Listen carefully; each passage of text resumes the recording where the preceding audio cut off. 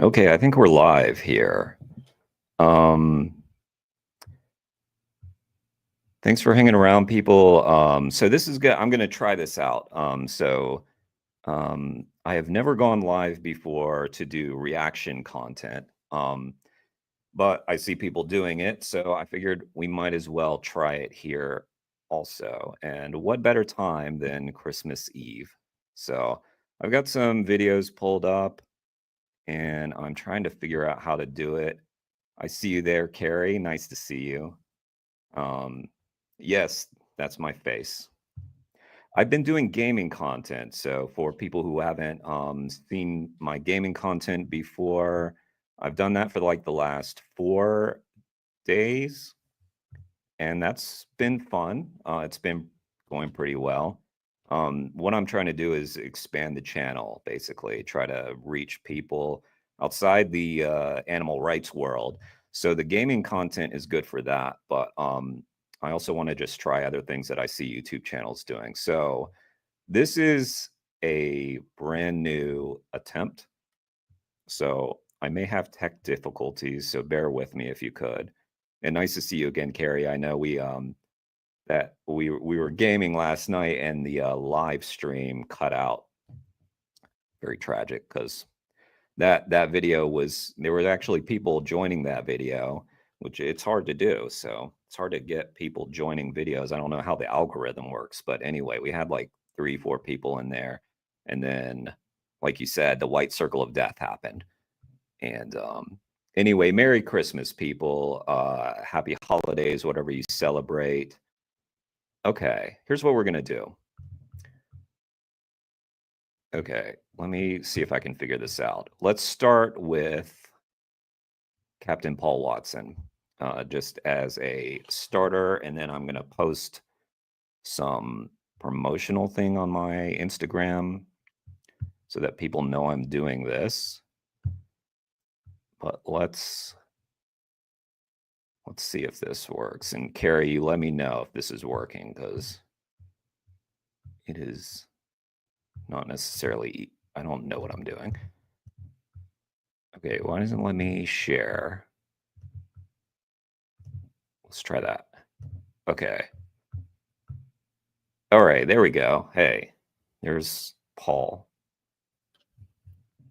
So can I, okay.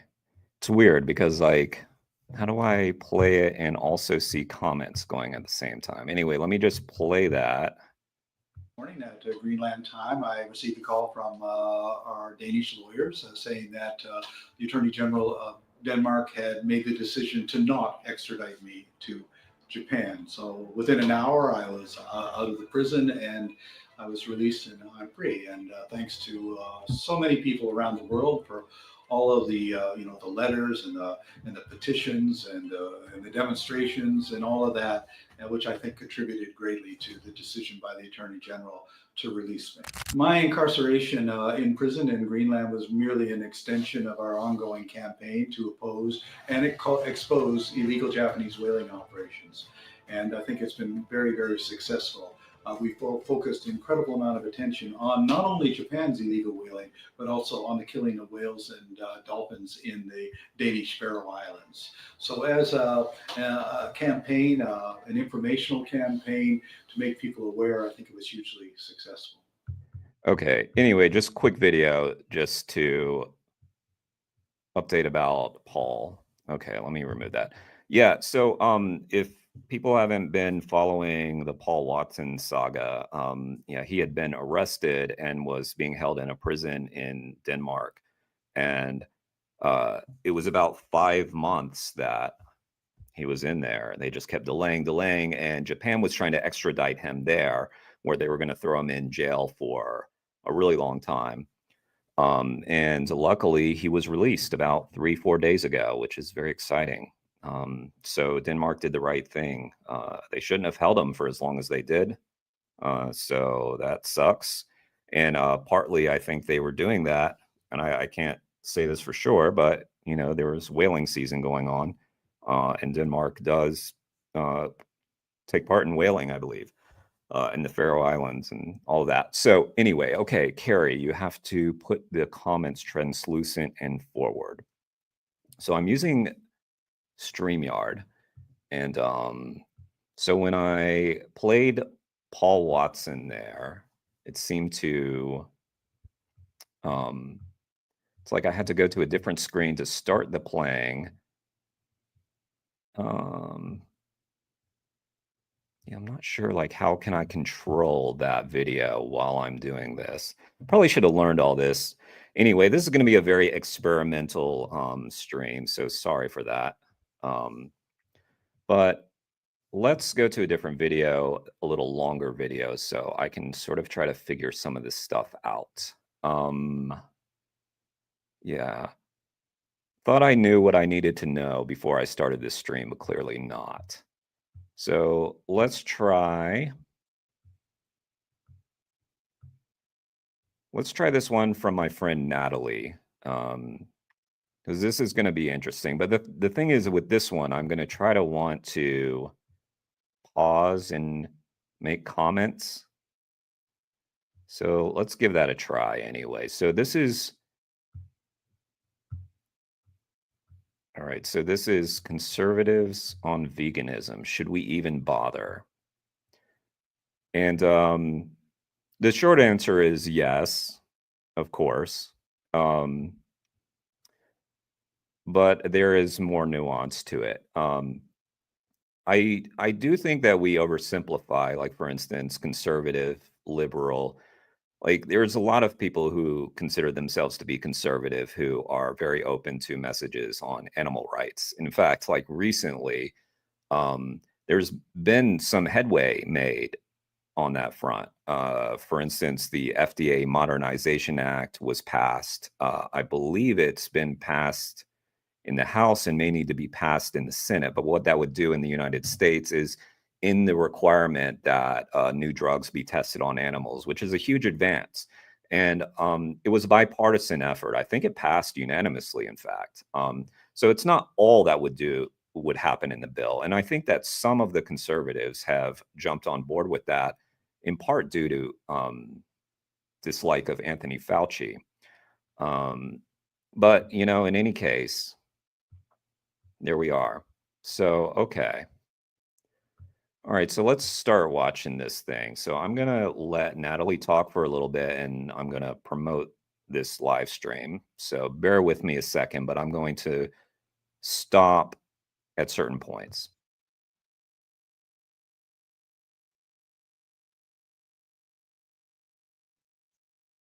Oh, the other thing is let me know if the volume is about equal. Let me know if I need to adjust like Natalie's volume versus my volume, that sort of thing.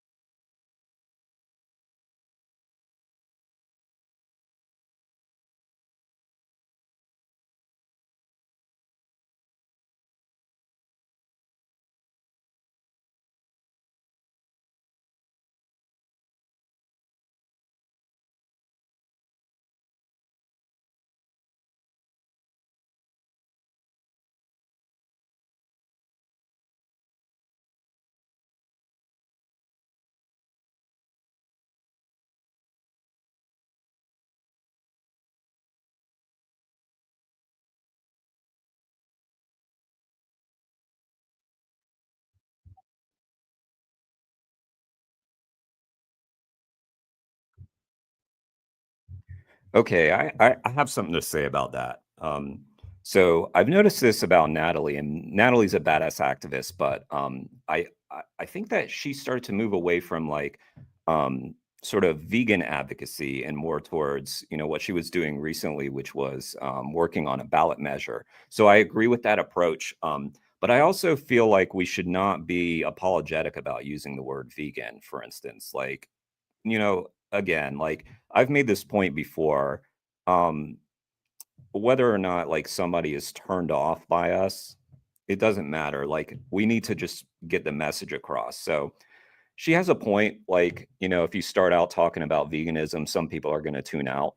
Um, but I feel like we're kind of playing into the carnist mindset when we run away from words just because they may be not popular right now. So I wear the label vegan proudly.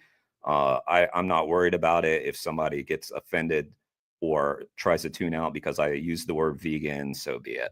But that's a mild critique because Natalie's awesome. She's not doing anything. She's not saying anything incorrect here.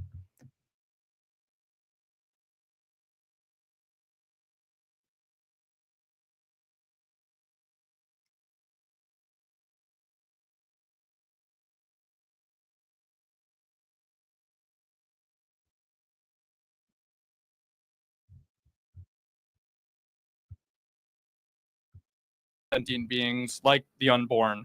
So I was curious your thoughts on all of that. He shows that he understands Charlie's values of personal responsibility. Okay, I just realized that wasn't on the screen.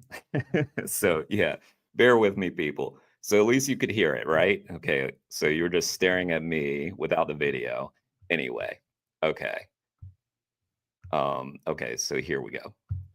Respect for life, and the free market. Most importantly, he doesn't mention veganism. Let's talk about body language. This is a nerve-wracking situation for the students. Charlie's done this thousands of times. The crowd is made up of his fanboys, and he has ultimate control over the interaction. Obviously, the students are nervous, but that doesn't mean they have to show it. Adam reveals how uncomfortable he is by speaking too quickly, shifting around like he has to pee, and using his phone as a shield.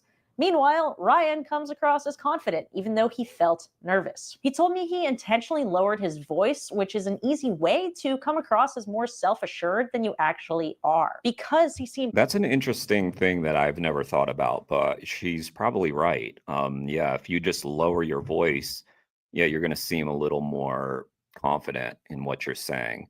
Now, like backing up a little bit, I don't yes, this guy definitely seemed nervous. Let's watch his body language a little bit more. are nervous, but that doesn't mean they have to show it. Adam reveals how uncomfortable he is by speaking too quickly, shifting around like he has to pee, and using his phone as a shield. Yeah, and I know she's not trying to go hard on this guy, but I mean, as she noted before, this is a kind of a nervous situation that the person is in. And look, it's really cool that he got up and tried. I don't think he did that badly so far, but let's see how it goes.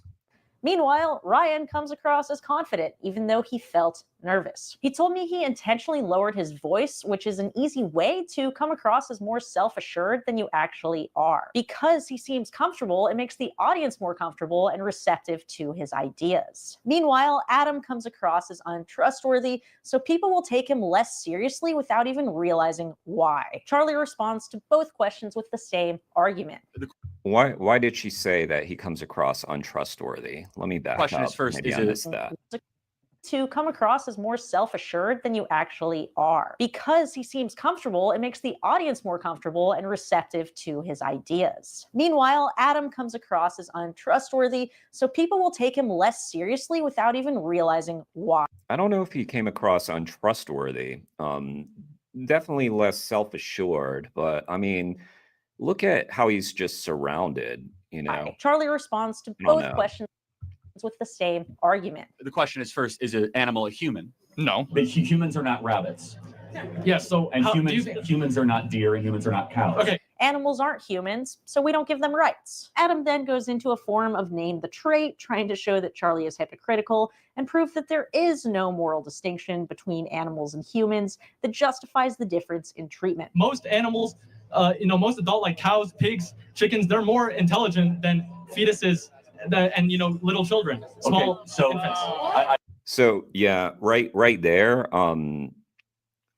Yeah, he came across too, I would say, too combative with the crowd when he's bringing up fetuses and small children. I think that's the context of the question that he posed, though. I think they're talking about abortion, and he's trying to point out the hypocrisy of being quote unquote pro-life, but still eating animals, which is a very valid point to make. But yeah, I mean, again, like he's trying, and obviously that he could have worded that a little differently. And I'm not sure if these people in the video, like this Charlie Kirk guy, is going to, I mean, he's going to pounce on that, I'm sure. But, regardless, it was still a good point. I I mean, can't believe I don't think the intelligence factor really matters, but I still give this guy a lot of credit for doing this. I can't believe So I have how to, come- I so can't I'm believe I have to answer this. Can I answer? So then which one has reason and a soul and can make sense of the natural world, aka an elevated being worthy of protection? But that's a cow not- or a human being? That's not a good argument. That's like saying mute humans that are born that are without the ability to speak can't have rights. Predictably, it does not go well. Ryan, meanwhile, instead of comparing farmed animals to humans, compares them to animals that most people already have empathy for. Oh God. Control Yeah, I and don't have the domination. That's the goal of all power systems. Jesus. Dogs and We are gonna cats. see I mean, we some already ads. have rights for animals, for dogs, cats, and even for Well, some no, of farm course, animals. but do you get less. First Amendment protections for your dog? Can your dog own a firearm? Right? No. No, of course not. I mean, in terms of what rights we give to animals, of course, we wouldn't give animals the right to drive a car or vote because it's not relevant to them. But the rights that would be relevant to them are basic negative rights, the right not to be mistreated or killed. Another stark difference arises when the students bring up animal. Yeah, I mean, first of all, you hear that all the time, this stupid argument, like, oh, are you going to give animals the right to vote now? And there's actually, I've heard people actually say that, yeah, perhaps we should give animals the right to vote. And that sounds crazy until you think about the idea that someone could vote in their stead, essentially.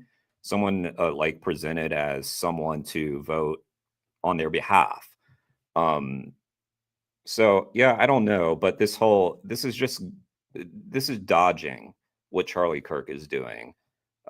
He's not really addressing the point that he made. Like, yeah, we give rights to dogs and cats and stuff. We exempt all the farm animals from basic animal protection so that we can do whatever we want to them. And yeah, he just kind of breezed past that. Again, it's kind of the setting of the questioning. This is not going to be productive in the way that you could with a lengthy debate, right? So, I mean, you're just up there. If you're asking Charlie a question like this, like you're going to have like a few minutes at most. And so you really just want to hammer a few points home. So I really don't think that the first guy did that. Like it wasn't phenomenal, obviously, but what is going to be phenomenal in a situation like this? So both of them, I thought, have brought up pretty decent points so far. Carrie, you've been people walking past. Yeah, I guess isn't it Christmas morning for you? There in Australia. You might miss a few seconds. Merry Christmas if you're celebrating. I know you mentioned the other day that your family is not crazy about it. But how's the morning getting off to so far? I heard you're cooking. All right, let's continue this video. Cruelty. When Adam brings up what happens in the dairy industry, he comes in a little too hot. What about milk? But animals are all the time. Cows are. Look, it's true that cows are for milk. In fact, until recently, because of the bad PR it got, the dairy industry referred to the area where cows were forcibly impregnated as the rack. But you can't just lead with because it's so far outside of the public's consciousness on what happens in the dairy. This is where I kind of disagree with Natalie a little bit because again, she's sort of coming at it from an angle of like how much can you change the people like right there, which isn't necessarily the goal, I don't think. I think using that word in this context is good.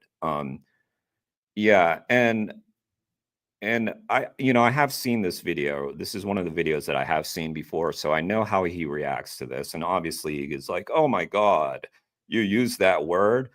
But again, like this guy is not interested in veganism, and so the target audience isn't necessarily him. Um, yeah, I mean, you could word it differently. You could use assault. You could use, but calling it what it is, I think, is a good idea. Um, I think that, he was just kind of, he felt like, his time was running out really quickly. So I think it's a valid point. I don't know. What do you think there, Carrie? But I like him using the word. Industry. I didn't even know that cows had to have a baby to make milk until I was 30 years old. Big Dairy has convinced Yeah, I was 34 when I learned that. consumers that cows need to be milked or they'll be in pain. So if you say that cows are, they're just not going to believe you. You think that cows are being? I gotta be honest. Yes. I've been doing this for 12 years. I've never heard that before. Contrast this with how Ryan explains what. Yeah, well, but I mean, in that point, it doesn't matter that he's never heard that before, and that he finds it crazy.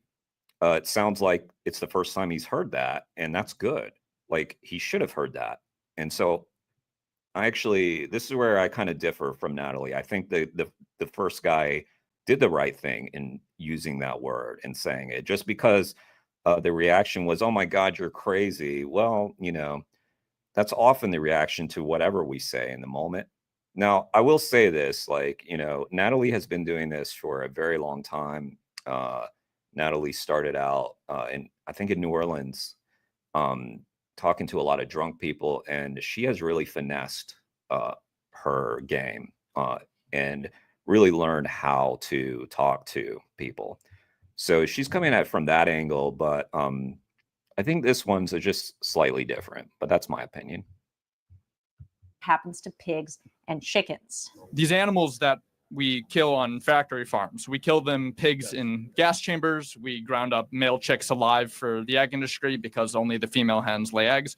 All these different things is because we view animals on not having enough rights to actually protect their livelihood. Imagine if instead of saying that pigs are killed in gas chambers, Ryan had said that pigs are killed like Jews were killed in the Holocaust. People would have freaked out, even though it's basically the same thing. Ryan knows his audience. The crowd is mostly young, conservative men. Are they likely to have empathy for a female animal who loses her baby? No, they're a lot more likely to relate to the males. That's exactly why sharing what happens to males in the egg industry is a more effective argument. Adam's interaction continues to devolve. I also am not sure about that either, because yeah, there are males, but yeah, I'm not. That doesn't mean that males don't understand, or empathize or can grasp the seriousness of the R word. And I guess I'm going to use the R word because I don't really know how the algorithm works, but it's kind of hard, honestly, to keep track of a reaction to a reaction video. Gotcha. Okay, well, we'll finish it up, and I'll keep that in mind for the future. We'll finish this video, and yeah, let's see. So I'll react to some other debates, but that's a good point. Thanks, Carrie. When he compares cows to children. They're said to be forcibly inseminated. How come that's okay, but keeping a small child is not? I would not. Yeah. I understand the point he's making, which is that children are innocent and vulnerable and deserve our protection, just like animals. But you can make that point without talking about kids. I promise you, it will never go well. The last thing I want to highlight is the difference in their responses when Charlie sets up a trap. If you were a dictator, would you say we cannot kill pigs? Can I have Each individual. Can I have the right to eat a steak? Their answer to this question will determine whether or not Charlie completely writes them off and Adam walks right into it. You have the right to eat a steak? No, because that involves the suffering of an animal, of an innocent life. And the American left wonders why they're losing young men. Thank you, my friend. I appreciate it very much. Since conservatives value. So here's another thing, like Charlie Kirk makes a point about the left. He was not talking about anything to do with left or right. He was talking about animal rights, which is not a left-wing ideology or a right-wing ideology. So that's just very interesting to note how Charlie sees the world. Like everything is either a left or a right thing. You know, I think that that's kind of very indicative of America right now, where everything is political. I guess, you know, in his view, like he's being confronted by someone for his views and he's a right-wing commentator or something, you know. But in any case, it's kind of a sad way of looking at it. But that was a very revealing comment, I feel like. Value freedom so highly, anyone who wants to limit that freedom cannot be trusted. Adam has solidified his membership into the tribe of unreasonable vegan dictator. Meanwhile, Ryan gives a much better answer. Would you say we cannot kill pigs? No, I think that should be left up to the free market. Oh, okay. The got it. reason All right, I'm yeah. concerned about it is the government is spending billions of dollars. Yeah, I think propping up- factory farming yeah. has a lot of problems, more because of the health of the human that eats the meat. So would you, if you were in a voting position, either if you were an elected leader, would you vote against, and should Republicans vote against that? I'm not in a voting position, but yeah, I would advocate for, I'd advocate against most of our current agricultural subsidies, for sure. Okay, thank you. Thank you. You can see by Charlie's reaction that it makes him It was a wimpy answer, though, by Charlie, and he just, I feel like he was let off the hook, kind of. But anyway, let's see what Ryan, Natalie says. and they actually end on a positive.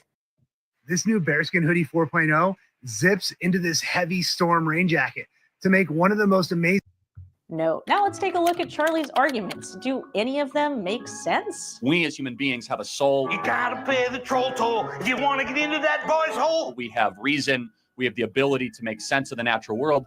Dogs do not. Since Charlie is coming from a religious perspective, let's examine the idea that animals don't have souls. What does the Bible say? Now, I don't feel like going through the whole Bible, but luckily I don't have to because there's an excellent book called Vegan versus the Verses, which you would have already. Actually, this is I'm really glad that she pointed this out because I didn't know about this book, Vegan versus the Verses. I got that book and it's pretty good. I like it.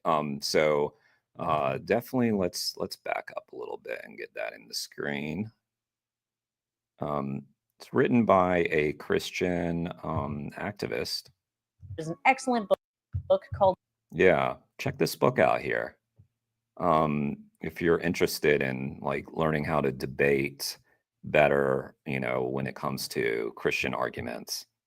Vegan versus the Verses, which you would have already heard about if you were subscribed to my newsletter. It's free, it comes out every 2 weeks, and you'll find thoughtful writing on animal rights as well as my personal book recommendations, link in description. In Vegan versus the Verses, we learned that the original word for soul was nefesh.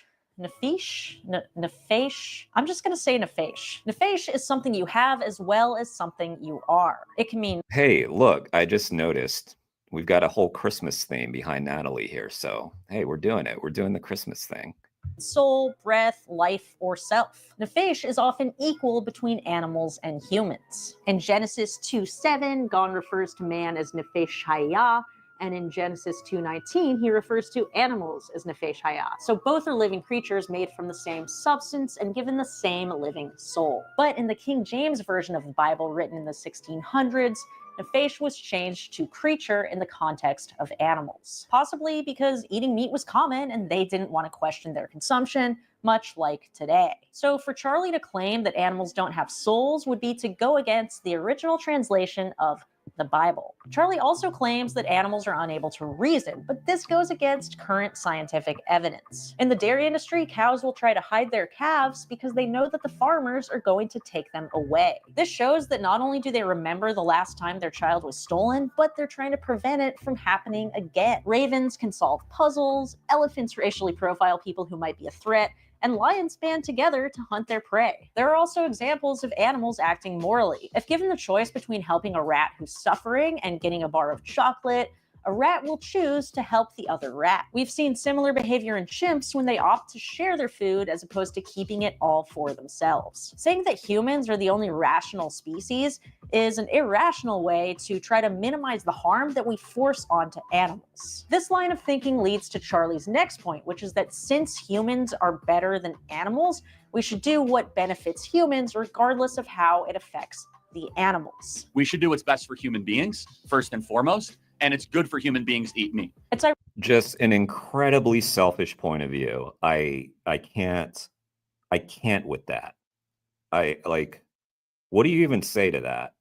Just call it out. Say you're being selfish. I want to give a shout out to Zoe Rosenberg, a friend of mine who, is facing trial. She went on this Jubilee thing. Jubilee is like this. Maybe we'll react to that at some point too. We should. But anyway, it's this big channel where it's like basically vegans versus the meat eaters, or that episode was. And the first thing I think that Zoe said was, I just think it's incredibly self-centered to believe that the world revolves around humans and we should treat everybody in that way, essentially. It was a great answer. Good job, Zoe.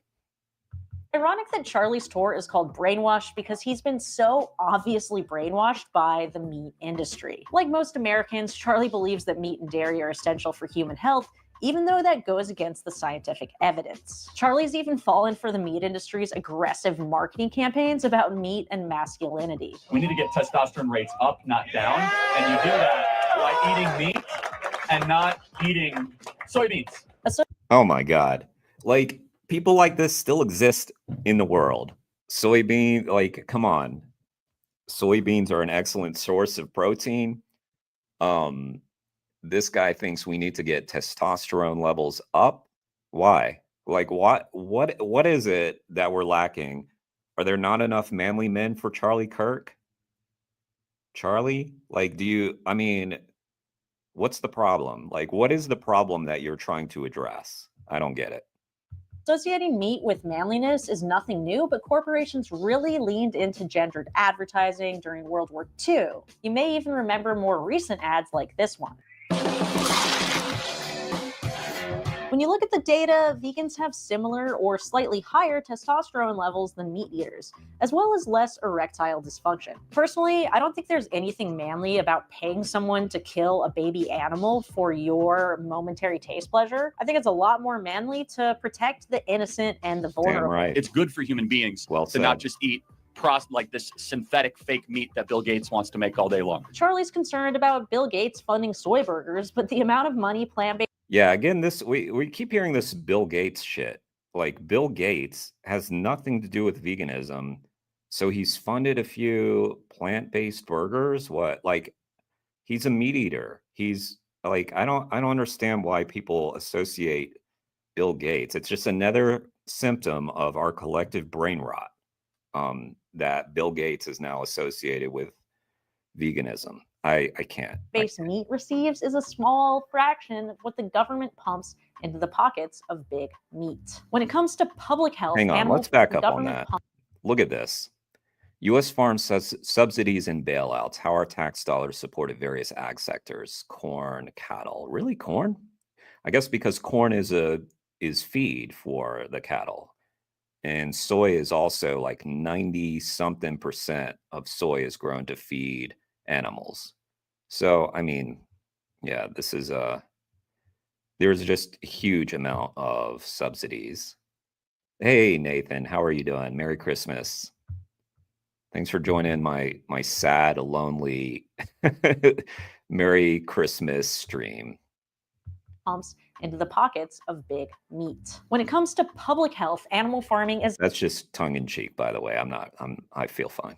a complete disaster. From increasing pandemic risk to spreading dangerous bacteria like E. coli to air pollution from farms and slaughterhouses, which kills 13,000 Americans a year. Animal farming is the leading cause of species extinction, ocean dead zones, and deforestation. Natalie is dropping facts here in the later part of this video, eh?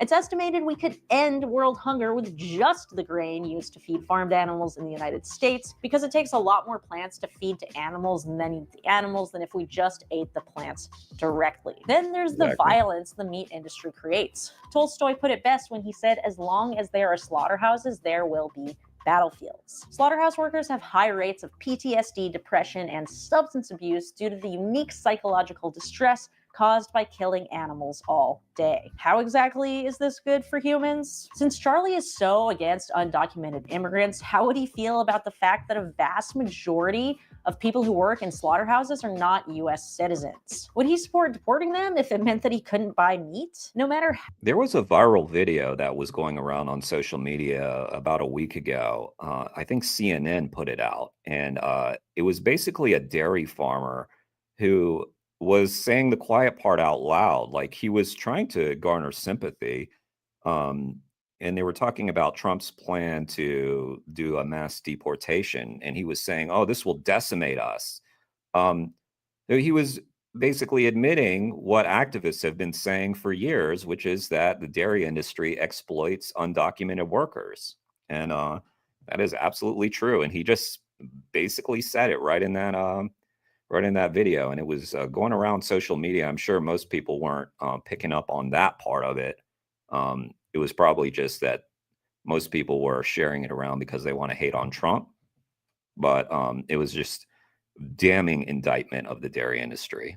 How you look at it, the costs of animal farming far outweigh the benefits. We would have a healthier and more abundant food supply if we evolved past using animals for food. As a Christian, we're also not allowed to torture or to slaughter. That's in the Noahic covenant and repeatedly out the scriptures. We must be humane in our treatment of animals. Charlie's lack of critical thinking skills is on full display when he insists that animals should be treated humanely. He doesn't seem to realize that slaughtering animals is necessary for meat production, so I'm really not sure how he thinks the industry operates. As someone who's been inside slaughterhouses and seen hundreds of hours of undercover footage, I can promise you that animals are mistreated at slaughterhouses as well as on farms. One turkey supplier even set up a fake small farm for advertising, while the real turkeys were trapped on industrial factory farms. You cannot trust the meat industry. They will always put profit over animal welfare. Overall, it's clear that Charlie hasn't seriously thought about animal rights, and instead of reacting with curiosity, he tries to make the vegans look stupid. Contrast this with Ben Shapiro, who I think had a much better reaction. The argument is that you don't have a need base for food,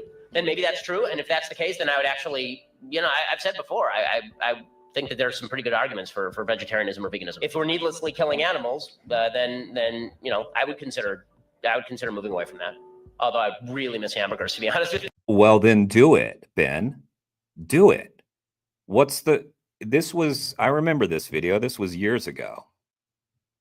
Charlie's arguments are disappointing, but not nearly as disappointing as the fact that so few vegans have ever challenged him on animal rights. Speaking up may be scary, but it's nothing compared to what the animals have to go through every single day. We need to create an army of bold advocates like Adam and Ryan. The next time Charlie does a university tour, let's make sure he can't go anywhere without being questioned about animal rights. And let's ask him this one question from Vegan versus the Verses. If a Christian has a choice of food created from animal abuse or compassion, shouldn't a Christian always choose compassion? What do you think? Is there any hope for Charlie, or is he a lost cause? Thanks for watching. If you want to support my work, like, subscribe, join my page. Well done, Natalie. I know that people who are here in the chat are probably already subscribed to Natalie, but if you're not, look up Natalie Fulton and check out her videos because she's amazing. Yeah. Conservatives can't be vegan. I disagree with that. I know some conservative vegans, actually. So while it may seem counterintuitive in some ways, I have seen this play out before. He still founded Vegan Burgers. How is he not associated? So you mean what? Who? Bill Gates? Is that who you're talking about? No, Carrie is right. He did not found anything vegan. That's just not factual. But if you have any evidence to show us that he did, let me know. All right, that was Natalie Fulton. All right. Okay, what next? All right, I thought we would highlight somebody who has a small channel right now and needs more attention. And obviously, like, I have a small channel, but at least we can highlight some other channels. So, and I don't say small channel in a diminishing kind of way. But anyway, let's take a look at this one here. Hang on. Okay, let's present, share screen. Bear with me, guys. I'm still trying to learn. Okay, this is formerly CDA Activism. And now he goes by Kane Defends Animals. He just changed up the name. Anyway, makes great content. And definitely someone that we should highlight on the channel. My transhuman right. Guess if I'm donating millions to the vegan causes, I'm not associated. Yeah, you're not. Like, if you're donating, like, Bill Gates is to, I don't even know what he, like, what did he donate to? Like, what are you even referring to? Like, I can't even, there's nothing, like, what was he, like, someone who generally helped out with, like, Beyond or something? I don't even know. Like, it's just become this narrative that Bill Gates is associated with this stuff. He's someone who is encouraging meat eating. Like, I don't know what you're talking about. All right, let's watch Kane Defends Animals, because this guy's awesome. And this was a speech he gave. I saw this the other day.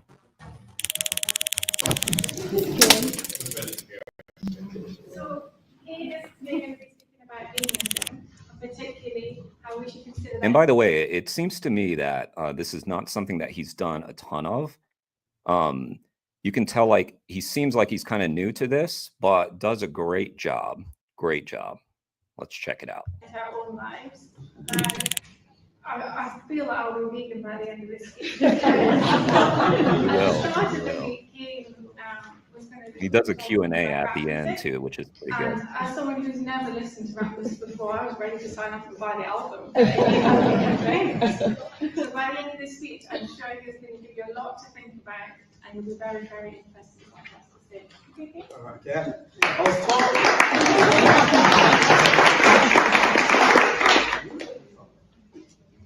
I believe he's UK based. I don't know exactly where he is.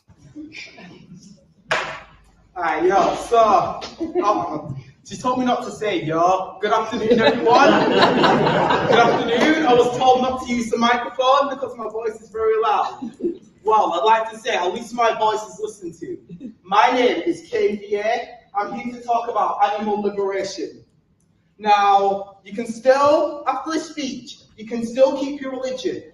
No religion mandates flesh eating. You can still keep your friends, your politics. I'm not a politician. By the way, for people who watch a lot of vegan content, this is going to sound a little familiar because you've probably seen the Gary Yourofsky speech where he talked in front of classrooms like this. Kane, he definitely borrows ideas from that speech and kind of emulates that, as he should. And, you know, like that, you know, because that speech was so effective in reaching people. So there's a little bit of like a borrowed strategy from Gary. You can still listen to most of your favorite music and watch most of your favorite TV shows, even if you listen to Drake and watch Love Island for some reason. Now, I used to eat animals, the secretions. I used to eat what came out of their bodies. I used to wear their skin, eat more than animal bodies, stolen breast milk, bee vomit, chicken periods. Then I realized that I need to add another item to the list of the many evils in the world. We have racism, sexism, homophobia, transphobia. And then I realized there's also speciesism, which is Damn another right. major form of discrimination. And you know, like this is not really broken through in academia yet, and it should. Like on college campuses and stuff, like people aren't aware of the term speciesism. That is a tragedy. Hopefully that starts to change. Discrimination. Instead of listing all the different forms of discrimination, which is bad, why don't we just say discrimination is wrong, full stop? Now I'd like you to imagine yourself in the victim's position here. Imagine if the day you were born, someone else already planned the date of your murder. Because that is the case for trillions of animals around the world right now. 74 billion land animals every year. And half of the 2.8 of the 2.7 trillion marine animals are farmed. So their dates of their murder is. What's that? What do we got here? Who does? What do you mean by that? I mean, they could, right? I don't know. I mean, you could be terrible to people and not harm animals, I guess. I don't know. It's an interesting point though, but veganism to me is not political. I know it gets associated with politics, and in some ways we want that because in some ways we don't. I want it to be part of the political conversation, but we don't want it to just be associated with leftists. But the left, who is usually quick to, quicker in my opinion to adopt some of these more forward-thinking things, hopefully it will be part of their platform. What are you sad that I put it up on the screen?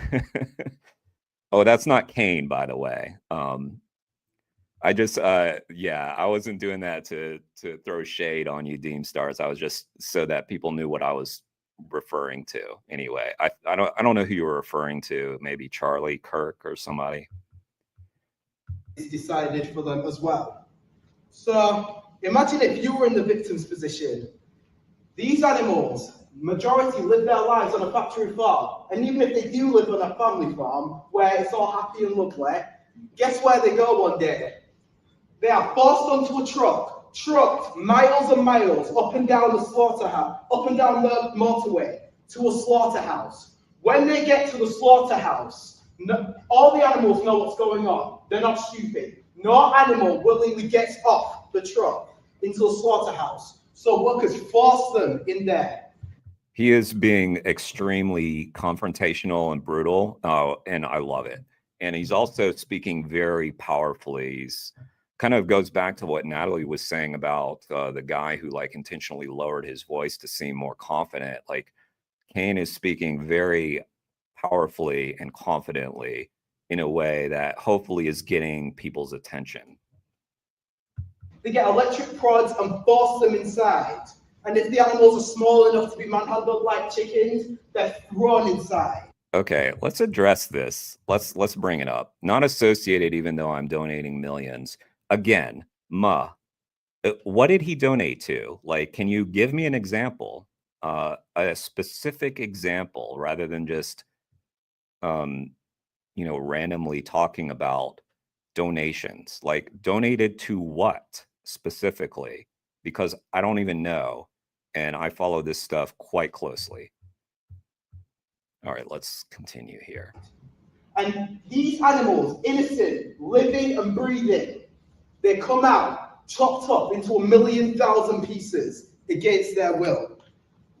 And people want to claim that there's humane slaughter when these animals are chopped up into pieces and fed to people on a daily basis. Halal, kosher, free range, organic, high welfare, all the animals end up with a knife in the throat. Yeah, exactly. And that I hear the term organic used more than anything as like a blanket term to imply something good, whether it's produce, whether it's animal farming, the word organic is used in that way. I had a conversation with Vegan Gains recently, and that video has been posted, and we kind of talked a little bit about the scam that is organic food. So I highly recommend that. And it was Richard who brought it to my attention, Vegan Gains, about a couple years ago, how organic was basically lying to us. I mean, obviously we knew that with animal farming, but with produce as well. Are in a gas chamber like pigs and chickens, suffocated, dragged out of the ocean like fish. This is called speciesism. Now, I'd like to ask you to place yourself in the victim's position.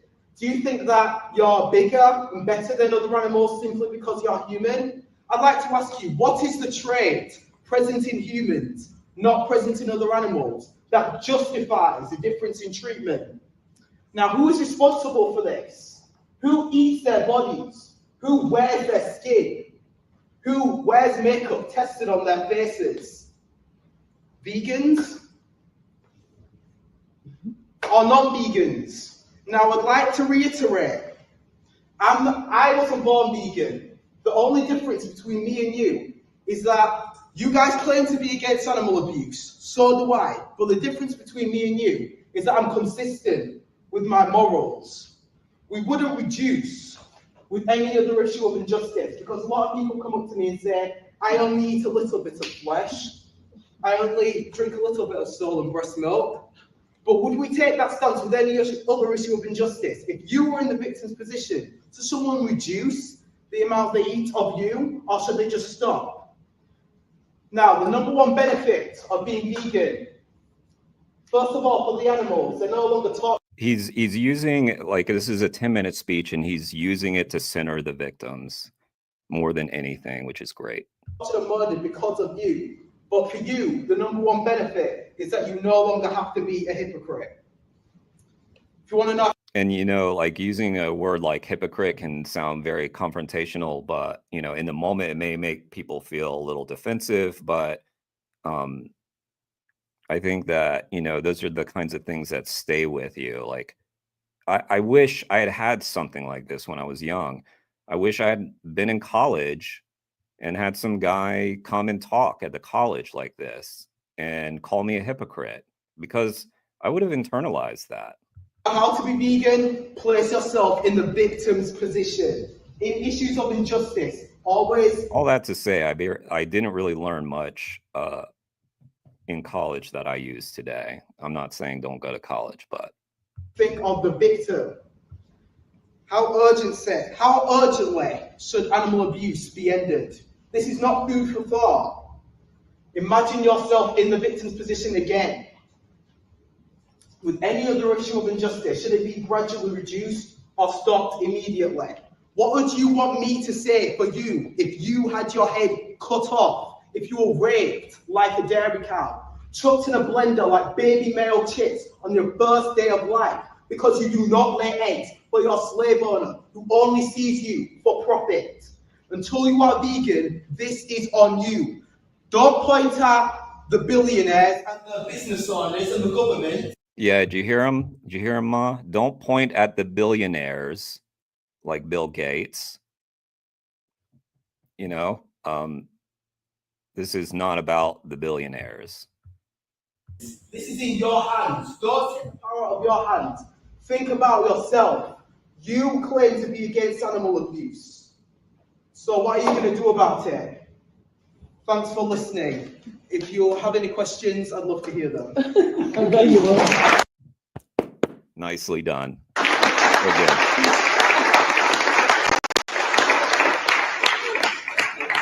Man, it's cold out. Any questions? Raise your hand.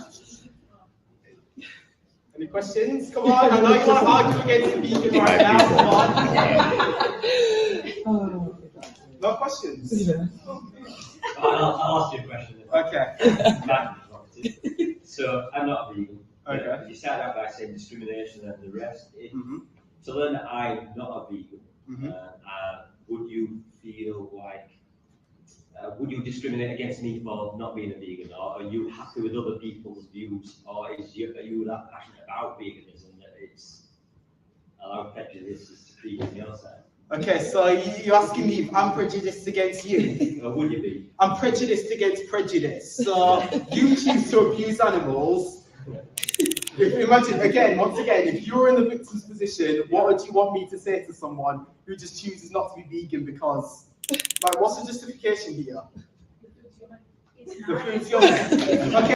Yeah, that was a good answer. He handled it well. It's like, you know, I think he pretty much anticipated like the kinds of questions he was going to get. So if you tasted nice, would it be okay for someone to put your head on? Okay. Do you think all non-vegans are bad people? Not necessarily. Again, I used to be non-vegan, but once you know, like you claim to be against animal abuse, again, you got to make a change. Yeah.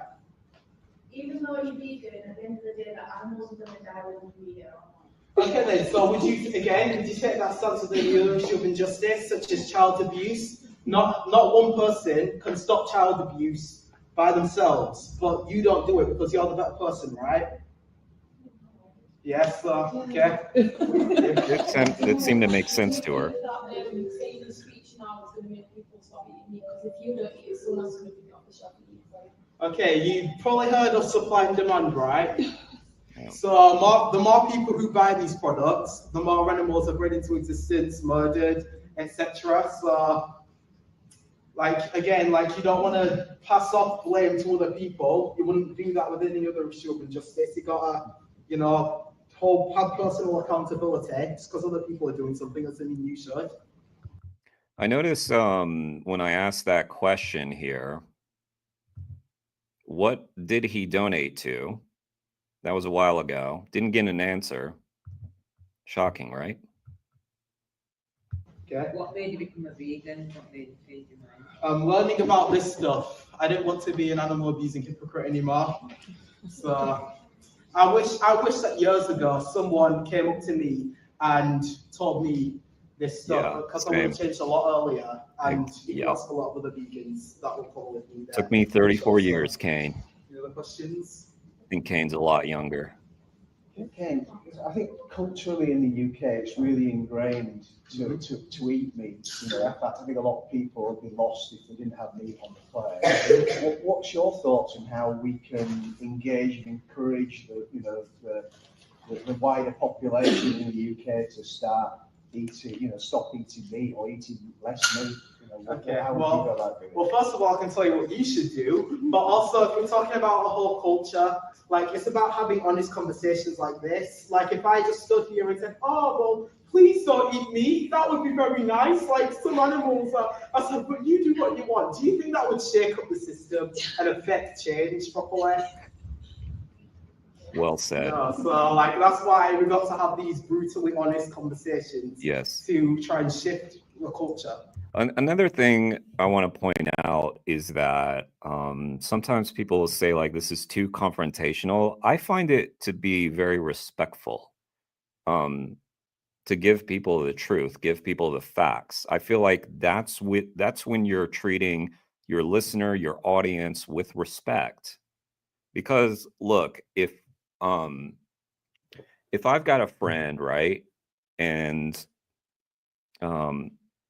they're like doing something terrible and I don't try to stop them, that's probably indicative of me thinking that there's no use in even trying with that person because they're so, you get what I'm saying? Like people like I wouldn't talk to about this are people that I would think really lowly about, whatever, So it's a sign of respect when you're giving people the facts in the way that Kane is doing right here. So he's respecting this audience, even though he's confronting them pretty hard. He's giving them the respect they deserve. And again, like he said it, I've said it. We wish that this had happened to us when we were in school or hopefully even much younger, but it didn't. It didn't. I went to college for 4 years. Didn't hear a peep about this. Nothing. Worked at NPR for 15 years. Didn't hear a peep about this. not from them. Yeah, I mean, like who's that on? Like who? I'll take some of the blame for that myself because the information has been out there for a long time, but this is the kind of thing that we should be hearing. So I'm grateful to whatever college had Kane come and speak. Yeah. So you're saying that having gentle conversations isn't going to do anything, but how is you telling us all this stuff but not telling us how we can change our lifestyles any better? Okay, so you want to know how, basically? Well, right now, just say how is it any better? Okay, that's on the screen. Okay, because if I just stood here and gave plant-based recipes, stuff like that, then you wouldn't. Then why would people go for recipes and stop eating? But then. No, you're not. Sorry, you're not. Okay, No, you're not. So if I only stood hang on. here and gave everyone plant. Hang on. She would do that. She would feel comfortable hearing about plant-based recipes. She'd go home and try a few plant-based recipes, and then she'd eat meat later. You know, like no, you don't go plant-based even. You don't even go plant-based hearing about plant-based recipes, in my experience. Much less vegan. Okay. I don't know. That's my opinion. I'm sure it's happened before, but the numbers of that happening are pretty small. And if you don't have an ethical foundation, then what are you going to do? Like when you're at the airport, right? And all you can find is a bag of peanuts that's vegan. If you don't have the ethical foundation to stay away from animal products, then why would you inconvenience yourself? If you don't understand that this is wrong, and it doesn't matter if we're at the airport or on a trip or wherever we are, it's wrong no matter where. So yeah, she's just missing the point completely. Plant-based recipes. What would motivate people to give up the animal abuse? Because if I just stood here and just listed the how, then people wouldn't understand why. So I can give you some information after this if you want to know how to change, but the most important thing is to know why, because then, like, we have Google now, we can easily know how to change. We can like look up plant-based recipes easily. So well done, Kane. He handled all those questions so well. And yeah, and I think that, I want to make this point too. I think a lot of people have, they've seen this type of content for, several years, and the world hasn't turned vegan. And so they automatically think, oh, we're doing something incorrect when we're doing this. Or they're jumping to conclusions about our approach because the world isn't vegan yet. We just need to remember the world is ginormous, and it's going to take time. It's not going to be easy. So obviously we should constantly evaluate what we're doing to see if what we're doing is effective and whether or not we should change tacks. But I think a blunt message is like one of the few things that's proven to cut through. So anyway, that was very, very well done. And thank you, Kane, for that video. And so if you haven't subscribed, this part right here where it says CDA activism, I believe his name's changed now. So it's Kane Defends Animals. So look him up and sub and support his channel. It took 2,000 years for people to accept the earth is round, and some still don't. Exactly, Carrie. Yeah. So, I mean, this will take time. And so, I mean, I think that we just jump to conclusions a little bit too fast about what works, what doesn't. And my opinion about activism, I certainly have my opinions of what's more effective than others, but I would just rather that people are doing something. And you never know, because I have heard from people who say that they went vegan and are now animal rights activists because they read a pamphlet. I've heard that. I've heard people say they do it because they watch Gary's speech or Earthlings or Dominion. I watched Earthlings. That's what did it for me. And you just never really know. So even though I was kind of hard on that question about the plant-based recipes, even that stuff is important. I just don't think it gets you there because you do need the ethics. But that's not to say that somebody who's focusing only on like giving out plant-based nutrition, plant-based recipes and stuff is doing anything wrong. They're not. These things are needed. And you know what I consider to be like a next step, like after you have the ethics, like that person was asking, and Kane responded, yeah, I have some information for you that I'll hand out after this speech. I'm sure he had like a card of like resources that people can go to, like challenge22.com or Veganuary or what are some of the others? I feel like those are the main ones. But there's all kinds of like help and resources. Another thing that is good for especially brand new people interested in veganism is the app Happy Cow.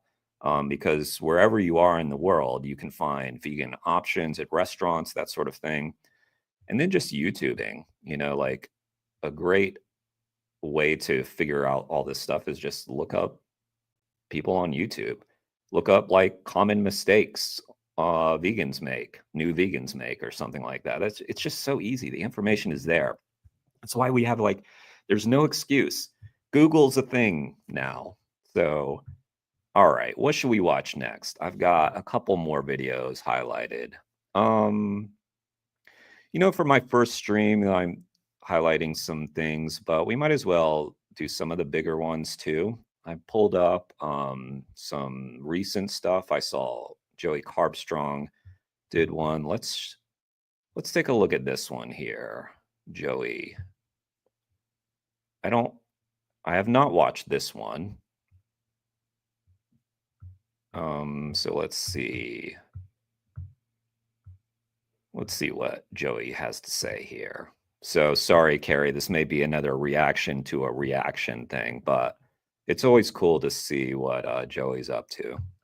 My Christmas plate, I guess all the stuff, you know, pigs in blankets and turkey and stuffing, roast potatoes, cranberry sauce. Ed, mate, you're a fantastic artist. Love a bit of Ed Sheeran, you know.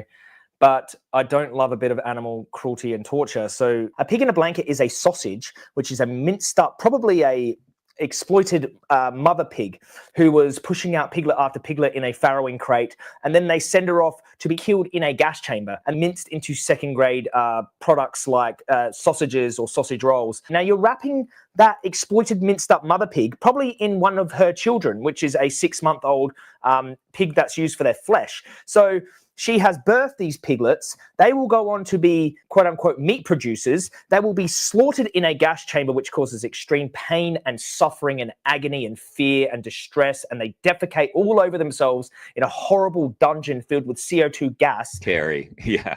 Actually, I should have asked you. Yeah. What do you have any recommendations? Maybe we should look at James Durkin, react to some of his videos since you're here.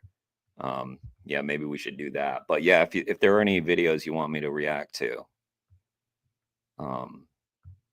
isn't it interesting? Like you've been here, Nathan's been here, but we got a couple trolls already. That warms my heart, honestly, because I don't want to be just reaching only vegans. So, and then they are stabbed in the throat, dismembered, and cut up and wrapped around probably their own mother or another mother pig. I'm sure Ed Sheeran is not a bad guy, and I'm sure he doesn't mean to be part of the supply chain that causes this kind of suffering and cruelty and torture to sentient beings. But at the same time, Ed, you got a lot of accountability, responsibility. I was at Sainsbury's the other day, and they have vegan pups in blankets. It's a vegan sausage with some vegan bacon wrapped around it. Easy to do for you, Ed. Now, also the fact that Ed's eating turkeys. How many more turkey farm investigations do we have to do in order for people to be completely disgusted and turned off by eating these sentient beings? We rescued Tinsel the turkey in 20 from a free-range farm, and there was a slaughterhouse on site. Tinsel was the most intelligent, beautiful, sentient being, the most inquisitive, curious, lovable, childlike little creature. She was a beautiful angel. I couldn't imagine her head being sliced off so that Ed Sheeran can have her on the Christmas dinner table, but I don't think Ed's that type of guy. I don't think a lot of people watching who aren't vegan are that type of people either. What I do think is they're disconnected, they're following cultural norms and traditions, and they're not thinking of the sentient animal that has to have their life taken in order for them to have a Christmas dinner. Luckily, me and my family will be having a vegan Christmas with plenty of amazing vegan roasts and gravies, and there's no need to do this to animals, especially at a time that's supposed to be about sharing and giving and getting into the Christmas spirit. So Ed Sheeran, give me love to the turkeys and the pigs, and don't give me suffering and violence to the turkeys and the pigs this Christmas. Ed, why don't you follow in the footsteps of another certain Ed? Let's get Ed Sheeran and Earthling Ed collaborating in an epic vegan Christmas sing-along roast DJ vegan roast masterpiece set, and it would be like the best Christmas ever. We could have turkeys there from Surge Sanctuary. Eminem can drop a verse as well. Yeah, then I will wake up from my dream and Tarian will say, Joey, get back to work, and maybe focus on the video instead of having a complete sideswipe into some fantasy. Anyways. Nice My video. Christmas- I like that. I like to see a little bit of Joey's humanity. Oh, hey Kane, you're here. You're here. We reacted to your speech. Let's see. Let me bring it up here. This one here.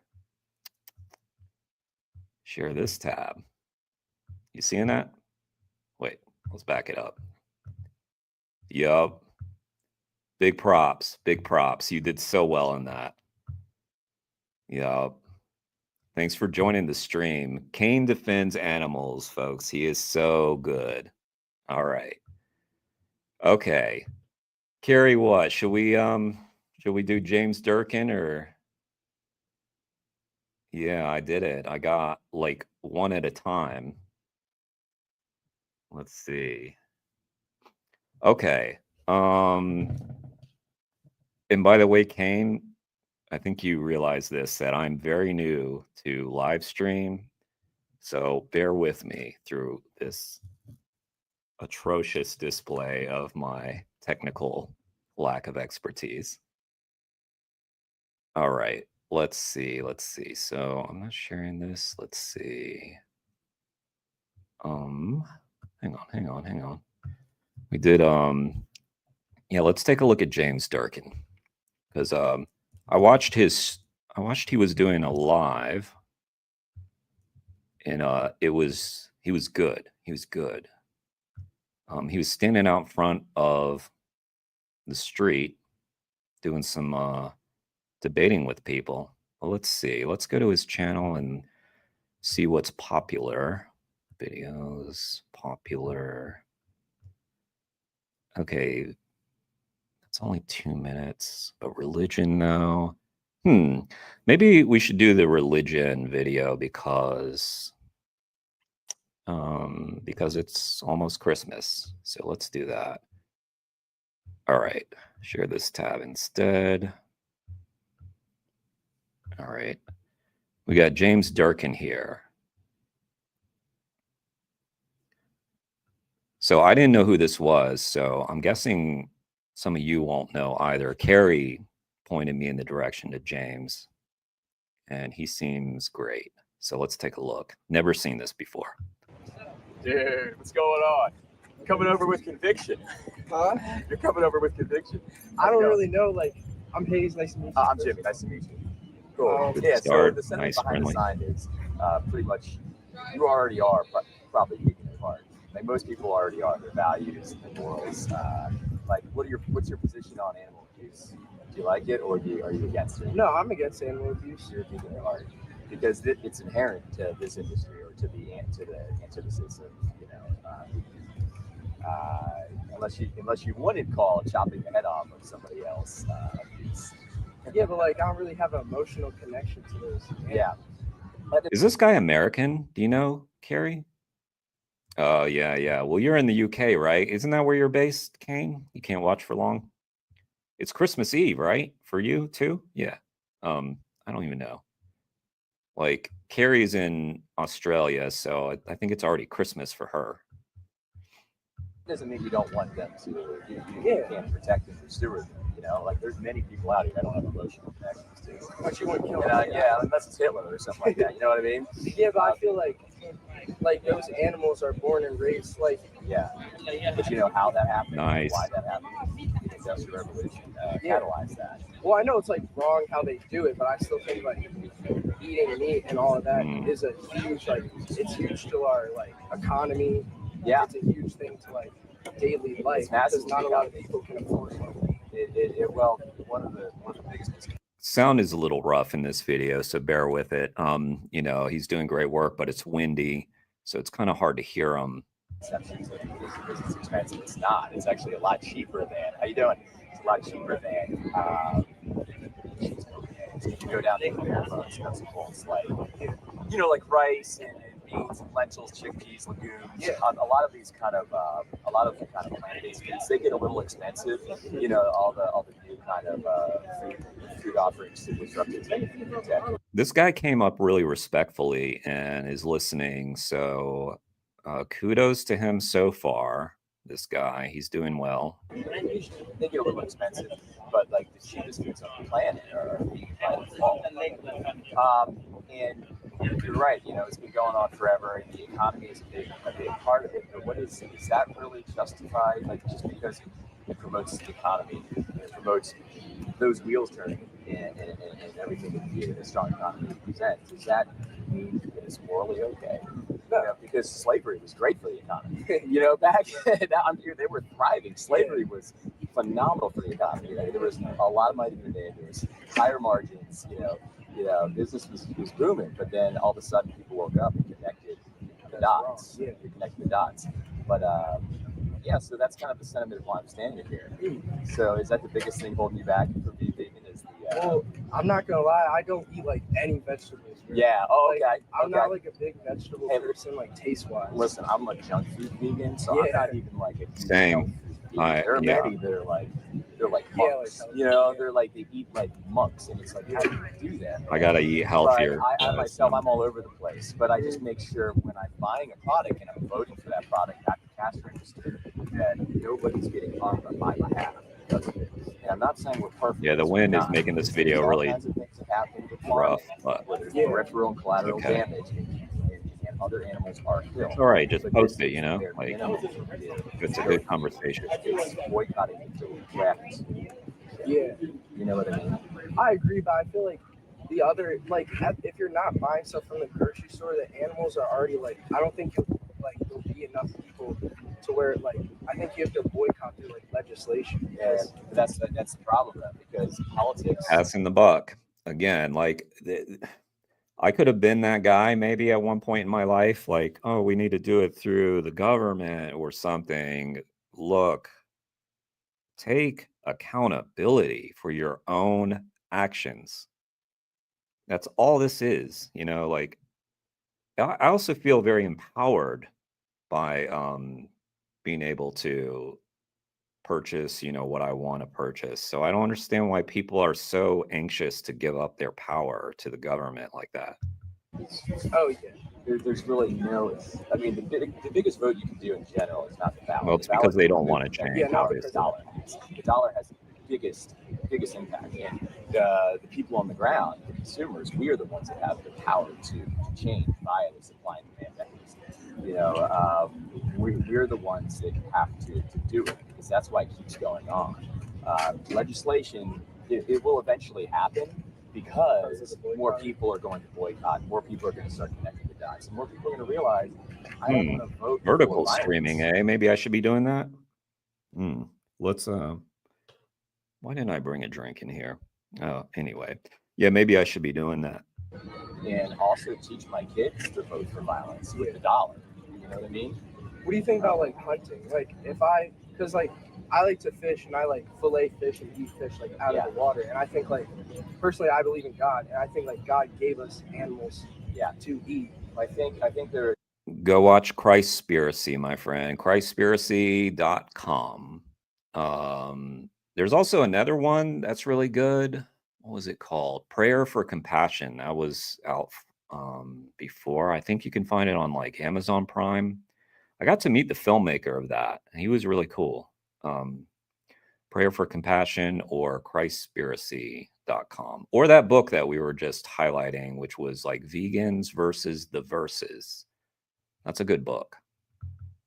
As far as religion, I think there's historical context. Like back in Jesus' time, there was a need for you needed to eat. And there wasn't other options. You needed to fish, and a lot of times you probably needed to hunt.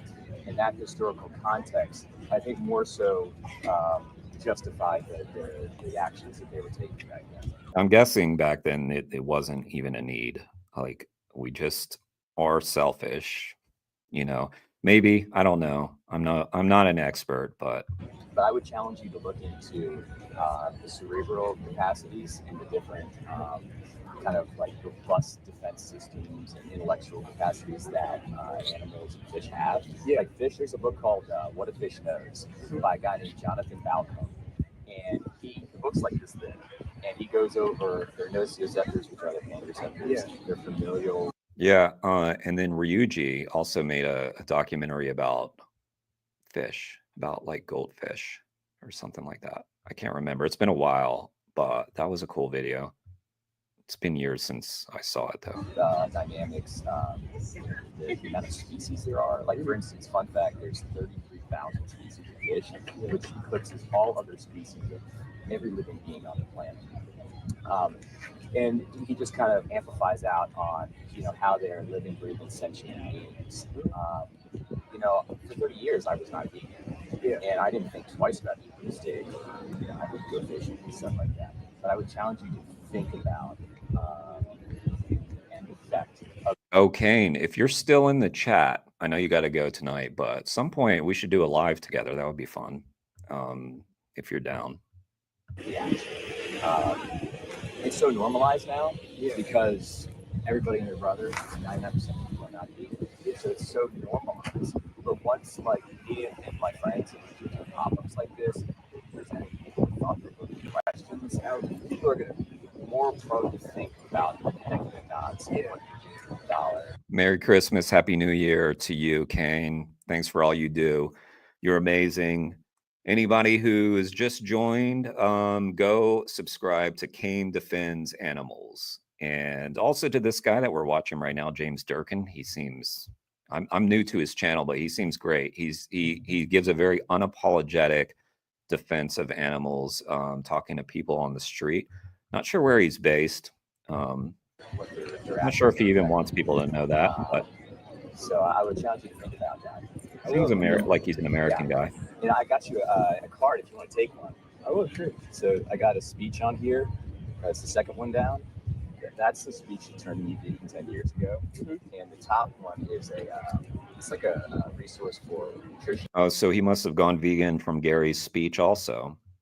Sounds like. If you have any questions about nutrition and getting all your vitamins and minerals, etc. on the diet, it's all free. All those people will help you to do it pro bono, just to speak out, because that's what we got to do. Like I'm doing right now. Like it's not like I'm getting paid or anything. So we're doing this to speak out. I have a little YouTube channel. On the other side of that card, you'll see my name. And if you put in my name and vegan behind it, my channel will pop up. All right, I got like 19 videos. You'll recognize it. But mainstream media and commercials, you'll never see this kind of thing. So we have to do this because that's the only way that thoughts are going to grow. The money suppresses everything. And the money is you got to follow it. You're kind of trying to find it. All right, well, thank you. What was your name again? I'm Hayes. Hayes, nice to meet you. Nice to meet you. Cool. Nice job, Hayes, and good job, James. Hayes was really respectful during that conversation, and I feel like James probably did make some headway with Hayes. I mean, the fact that he stood there for so long, that was 7 minutes. I mean, a lot of people try to get out of these conversations. Oh, good night, CDA. Yeah, you're moving house. I remember that. And yeah, so good luck with that, and have a great Christmas. Carrie, you're making vegan lentil pie and sweet potato Wellington for Christmas lunch with potato salad. Have to think of something else though. Well, you know, there's always the chocolate biscuits, right? Did you eat all of those? Because if not, that is the way to go. And I think it powered you. It powered me through the game Gris. We know that. So there is that. Bye. Take care, Kane. All right. Yeah, that was James Durkin. I got him up on the screen so people can look him up. Yeah, I did not misspell that. It's not Duncan, it's Durkin. I had to make sure of that when Carrie told me about James. That is Carrie's recommendation. All right, so like the quality on that one was pretty good. Glad he posted it. The wind was making it hard to hear, but let's take a look at Ed's conversation, because I mean, it's my first live react. I guess you got to react to Earthling Ed, right? Might as well. But I figure, you know, obviously the video quality here is going to be really good. So let's share this one here. This is a recent one that I have not watched because, you know, honestly, I've watched so much of this content. I'm sure a lot of you have too. But anyway, you know, after a while, you start hearing the same arguments over and over again. So let's see what Ed had recently with this guy. Everyone has somewhat of a bleeding heart, you know, to the animals and the situation that they're in. So I can't say that I'm proud to be a part of the problem. No. By the way, this is titled A Heartwarming Conversation Between a Meat Eater and a Vegan to Make You Smile. I don't know though. We'll see how this goes, because I don't want to just smile at meat eating. I don't care if they make friends or not. So we'll see if we're still smiling. Well, you could be proud to be part of the solution. I could be. I definitely could be. There's definitely pros and some interesting thoughts. Like, hey everyone, just before we get into the debate, I want to tell you about today's partner, which is Blessed by North Handle and how to program to all screen. Today with a banner that says, "Give me your best argument for not being vegan." You very kindly sat down. I know you only have 10 minutes or so, but give me your best argument for not being vegan. Oh, the biggest reason is because not completely convinced that I alone going vegan will have a substantial impact on the again. What is it with the youth? Come on, people! Like, have some power. Like, oh my God, this like weak mindset. We can't change anything. Do you not read history books? What do they teach in school anymore? Because I would never say something like this. I don't think. I guess you could say the vegan animal crisis, really, with the mistreatment and just the needless killing of animals and breeding of them. What if everyone said that? Then nothing will change. Absolutely. Bam. All right. So done. Conversation over, right? You're vegan. So do you not think that, I mean, when we think about change, right? Obviously change is, we think about change. That'd have been hilarious, by the way, if Ed just wrapped it right there and was like, all right, cool. Here's a card. Normally revolves around like a mass movement, but within every mass movement, it's just a bunch of individuals. And if all of those individuals said, well, I'm just one person, I won't make a difference, then that mass movement doesn't exist. So the only way we'll change something is by acknowledging that, sure, like as just you and just as I am I, we aren't necessarily going to change the system on our own, but being a part of something bigger means we can. And if we don't be a part of that, and everyone else uses the same logic that we're using, then nothing will ever change. And that's a problem, right? Yeah, no, I'm a firm believer in any real change starts with you. Right. But I've kind of I've grown up with meat, you know, since day one. This is part of the culture. I'm very much a lover of food as well. Right.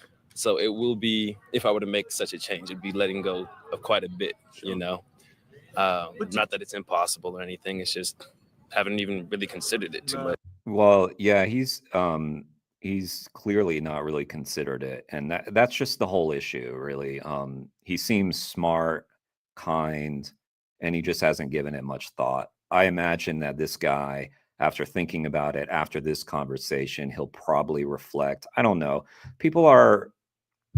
A lot of people are inherently selfish and self-interested, but he seems like someone who might be open to this.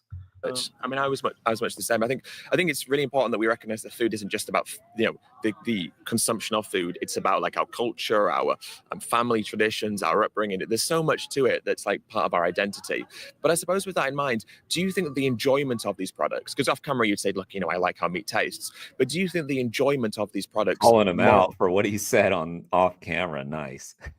really justifies what happens to the animals? Absolutely not. No, not even a question. Right. No.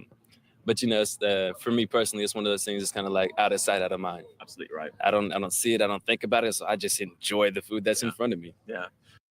Studies show that decision fatigue is real. It's why high performers like Steve Jobs wear the same outfit. Oh Lord. Guess I need to at some point get this. But I guess we recognize that even though it's out of sight and out of mind, which is probably one of the biggest reasons why people continue to eat animal products, we don't see it, right? But even though we don't see it, we still logically and rationally know what happens. Yeah. And do you think that what happens is immoral? Absolutely. So then it is something that we're partaking in knowingly, knowingly partaking in something that's wrong. Yeah. The thought has crossed my mind a few times, like, why do we continue to consume meat and animal products in such a way? But like I said, it's just a part. It's been a part of my life. Like, does it have to be moving forward? Not at all. It's definitely something that would take some serious consideration for making such an adjustment. I feel like the brain synapses are firing for this guy. It seems like we're watching him consider it in real time. Like I would be open to it. But at the time, I still don't want to lose those flavors, those that's those dinners that we have. By the way, I would have thought that too. I would have thought that in the past too. I have not had better food since I've become vegan, and I can probably count on one hand the number of times that I've been thoroughly disappointed with a meal. Honestly, you're gonna think I'm just saying that if you've never had really good vegan food, but it's just very seldom. Like I mentioned, sometimes you're at the airport or something, you're like, oh shit, I don't have anything. Like maybe I'll just get a bag of nuts or something. But so what? Like, suck it up, like the number of time, okay, let me try to think back. I remember having a vegan pizza, frozen pizza that was so garbage that I threw it away. That was early on. I remember there was a vegan service where they would deliver food to your door, and that was pretty cool. And but I didn't like their food that much. So again, I think we're thinking I could probably count on one hand the number of times that I've been disappointed in a meal in 7 years. So you don't miss out, and you have all the food. You've got all the burgers. You've got everything you need. So with family and everything else. But I mean, that's an important consideration, isn't it? Because like I was saying before, food is bigger than just food. It's communion. It's celebration. It's all of these things. So I guess the question is, can we veganize certain meals? Can we still enjoy food? Can we still enjoy those flavors? Can we still basically participate in all the things that make food bigger than just food, but do so with plant-based food, being vegan at the same time? Can we still, I guess, retain the essence of the things we're talking about, but do so in a way that doesn't cause undue and unnecessary harm? I'm sure it could, for sure. I mean, there's plenty of chefs, plenty of intelligent people, making continual progress in culinary fields. Right. What's sad is these college kids. It seems like he's on a college campus. They're just someone. Sorry, I'm not being very articulate. There just needs to be someone there, a class, a talk. I mean, Earthling Ed isn't going to be able to go to every campus and be a full-time presence there. It's just because these people are open. Young people are hungry, they're hungry for information. Even if they're defensive, college campuses are a great place for this kind of thing. Oh, and on that note, we reacted to Natalie earlier. Natalie did some work with this group called Allied Scholars. Definitely a group you should check out. They do college campus work like this. Allied Scholars, run by Faraz. right? Yeah. Hope I'm getting his name right. Dr. Faraz Harsini. So there's a lot of the perception of vegan replacements can't be nearly as good, right? And I found that in a few situations, and others you'd be surprised. Right. Yeah. I think the biggest challenge would be the culture shift for sure. I think it's definitely doable, but there's a lot of stubborn people, kind of like myself, who kind of just don't want to give up on what they know. No. But I guess the risk with that is if we didn't give up on what we know, or we simply just continue to do something because that's what we do, that means that, you know, society never changes. It's a dangerous mindset to have when we're talking about, I guess, the suffering of others, of course, which is what we're talking about now. So do you agree that that mindset isn't something that we should necessarily hold? Not at all. Like, I definitely see the danger, the problem with all of it. It's not good, truthfully. But do you want to be a part of that problem? I wouldn't say anyone does, really. No. There may be a few people who like genuinely kind of don't really care much. But I think for the most part, everyone has somewhat of a bleeding heart, to the animals and the situation that they're in. So I can't say that I'm proud to be a part of the problem. No. But you could be proud to be part of the solution. I could be. I definitely could be. There's definitely pros and some interesting thoughts. Like, well, I think he's ready. He's ready to do it. He's just like, am I really all that's going through his head, I feel like, is, am I about to change my life right now? And like, that's pretty big. So I don't even feel like he's battling it that much. He's just thinking like, is this really about to happen? Just have to, I had this conversation with myself many times, and I think it's just a case of working out what we want the world to look like, working out what our morals are when it comes to animals, and yours seem fairly obvious, which is amazing. And then working out whether or not, turning a blind eye to the suffering of others is really what we want to do. Does that really align with the person we want to be? Do we want to be the sort of person who knows that these bad things are happening, but still continues to allow them to happen? By the way, you're welcome, Ed, giving you this platform. For people who don't know about Earthling Ed, he's a struggling activist. He needs support. So I thought I'd graciously react to some of his content, but help this guy out because he's obviously I'm joking. If anybody didn't get that I'm joking, you might be one of the trolls that joined earlier. But Earthling Ed's one of the biggest activists in our movement. And I hope to have him on my channel at some point, but he's busy, he's doing his stuff. But I'm gonna keep trying. I'm gonna pester him until he says yes. Unfortunately, you can only send like one message on Instagram. Anyway. Because it's convenient for us to not think about it, or it's easier for us to not think about it. Or at the end of the day, do we go, well, actually, you know what? Doing what is right is not always the same as doing what is easy, but ultimately we should do it, what is right nonetheless. So I guess what type of person, this is a bit of a hard question to say, what type of person do you think you are, but more of, I guess, what type of future do you want to see? Definitely the one you're describing, truthfully. I guess I thought about it a few times. Yeah. And I definitely know that there's also health pros to switching to a more vegan lifestyle. And environmental as well. All around, Ticks honestly. lots of boxes, doesn't it? Yeah, I've heard that they take up quite a bit of water through overbreeding, quite a bit of food consumption, and all the technicalities that go into that, and how it harms our environment. Quite right. So there's really no reason not to go vegan, to be so Damn honest. right. Damn right. Look, he just gets it. Like, he's on it now. He's like, that again, that's all that's going through his head is like, I'm about to change. Damn. And like, you're having a conversation with somebody about to change your life like that. There will be some internal resistance to that, understandably. It's just a matter of doing it. Yeah, we logically often agree with something, but then when we ourselves have to align our actions with that logical. And by the way, Ed is doing great at like giving him the breathing space to do that, to like go through that. Even in this conversation, like he's just, Ed is a master of, a patient conversation with someone.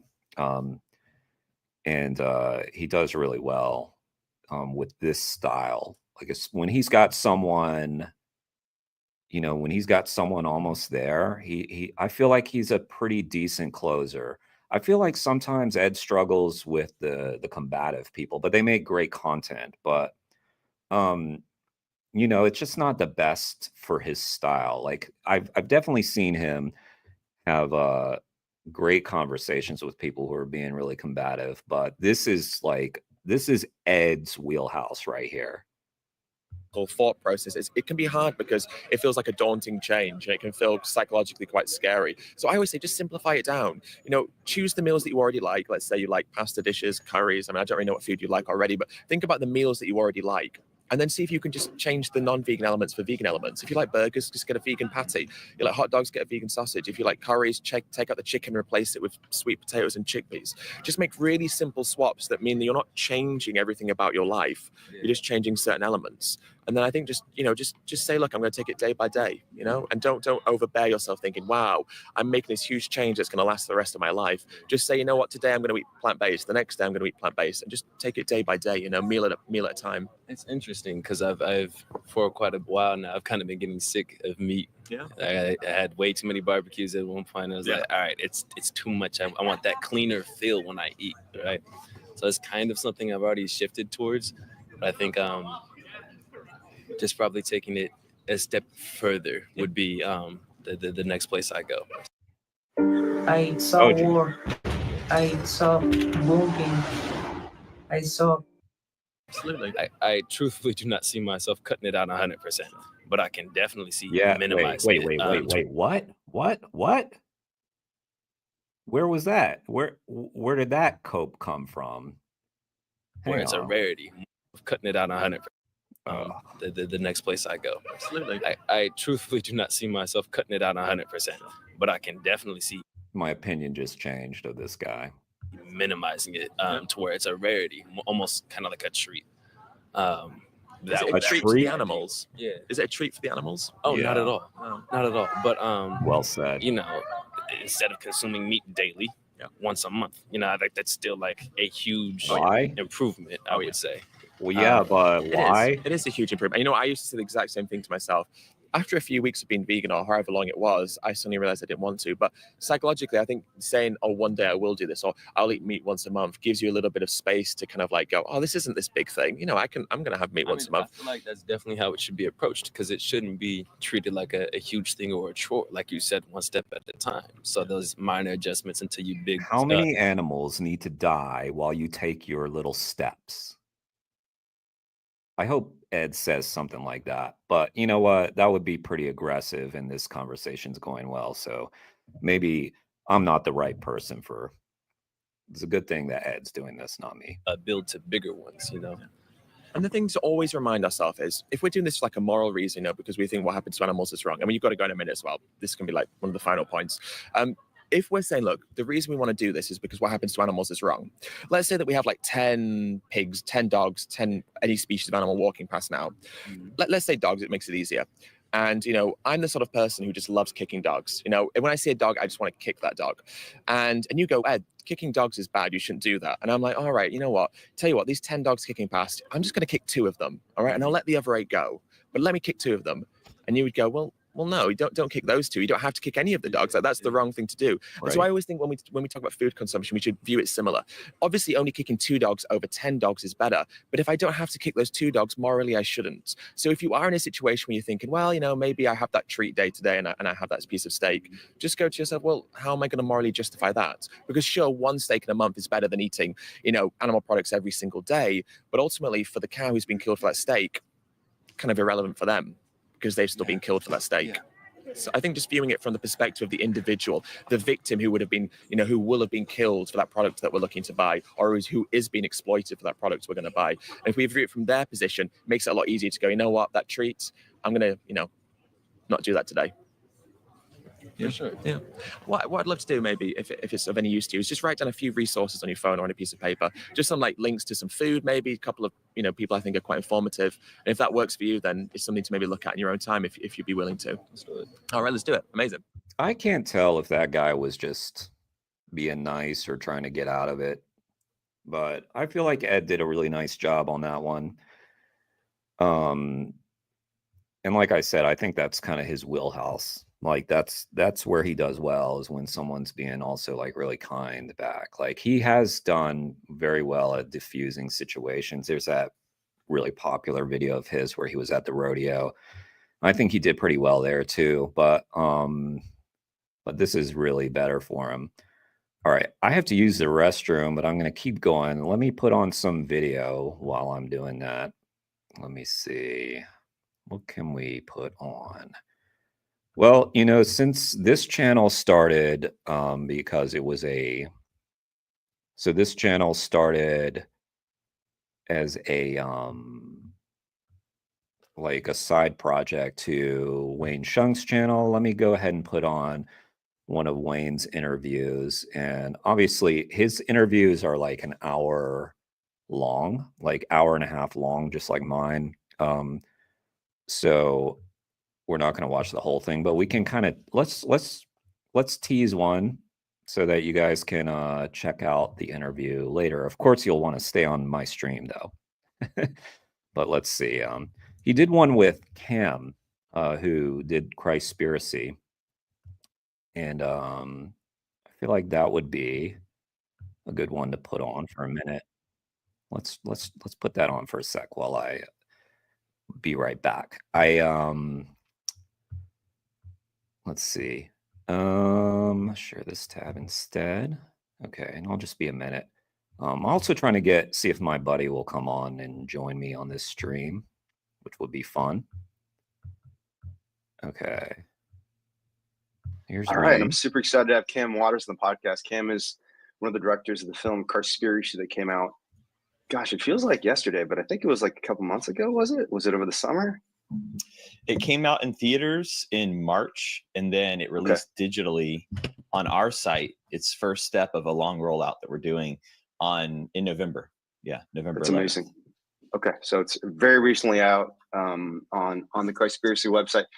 Before we dive into the film, which is fascinating, it has some provocative theses about Christianity and Christ himself, I wanted to back up and ask a bigger question, which is, why does religion even matter? And, you know, I think 2 years ago was the first year in U.S. history where a majority of Americans were no longer churchgoers. If you look around us in the animal rights community, I don't know who you talk to, but I don't meet many particularly religious people. And there's even a counter argument to religion that we see a lot. And what happened just yesterday in Germany might be an example of this, and we don't know exactly why this Saudi American dude plowed through, or not Saudi American, but Saudi Arabian guy plowed through a crowd in Germany and killed a bunch of people. But religion has motivated people to do a lot of horrible things. So you see a lot of people within animal rights who not only don't think religion is particularly interesting, but actually think it's a bad thing. It's a horrible thing that's destroying the world. So a lot of people ask us, what's the difference between mud water and mushroom coffee? First, we are mushroom coffee. Mushroom coffee is sort of what it sounds like. Acidic, processed, powdered coffee combined with earthy mushrooms. Not the best flavor combination. Mud water combines mushrooms with masala chai and cacao. It tastes like chai and cacao had a healthy baby. So you don't even know that there's mushrooms in it. Second is we include more mushrooms than most. Most brands have around 700 milligrams of mushrooms per serving. We have between 2,200 and 3,000 milligrams of mushrooms per serving. A much more efficacious dose. Third is we're organic. Most mushroom coffee is not 100% organic. We are certified organic if all of our mushrooms are grown in the US. Our original blend has 2,240 milligrams of mushrooms per serving, giving you clear energy, laser focus, immune support. It even supports your gut health with prebiotic fiber. Costs about $1 a cup, easy to make, and your first order comes with a free one of these to make it even easier. We are trusted and used daily by over 100,000 people with 40,000 5-star reviews. So give it a try. Your mind will thank you for it.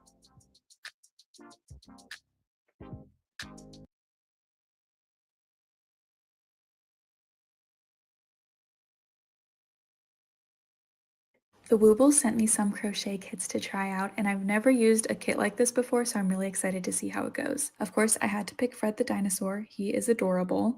So it looks like the kit comes with all of the yarn that you need for the project, and I ended up with some leftover yarn, which was really nice.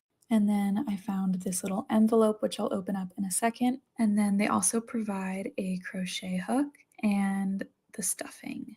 And in this envelope, it has a card, and on the back of that card is a QR code for the instructions. And then it also came with some black yarn if you want to embroider the eyes, and then the safety geez. eyes and a Was it darning playing an needle. ad the So whole this kit time? really comes with everything that you need for the project. So once I scanned the QR code, this is what I found, which is super cool that Okay. I wonder, Sorry about that. why do you think religion matters? Okay. Anyway. Let's see. Thanks for hanging with. So anyway, obviously we're not going to watch this whole interview, but anyway, check out this interview on Wayne's channel with Cam Waters, who is the co-director of the film Christspiracy, along with Kip Anderson. This is a great conversation, and Wayne's been having really good conversations, really provocative conversations on his channel, and so highly worth your time. Okay, what should we react to? Carrie, I think you're there. You got to give me some recommendations here. What do you think? Okay. If you guys got any requests of things to react to, if not, I will just find something cool. Let's see.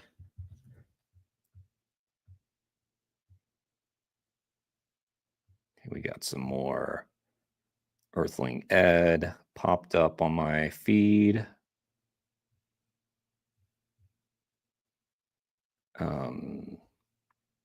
Oh, here's someone. Not a lot.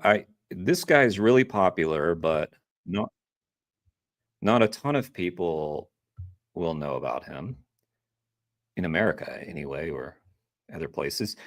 Okay, let's take a look at Arvind. Okay, he's a great activist out of India. Okay, so Arvind, by the way, he's changing up his, let's see, there's Arvind. He's changing up his video, I think, in the future, because he has done a ton of these like university talks, and he's going to mix it up. I think he's pretty much done with that portion of what he was doing.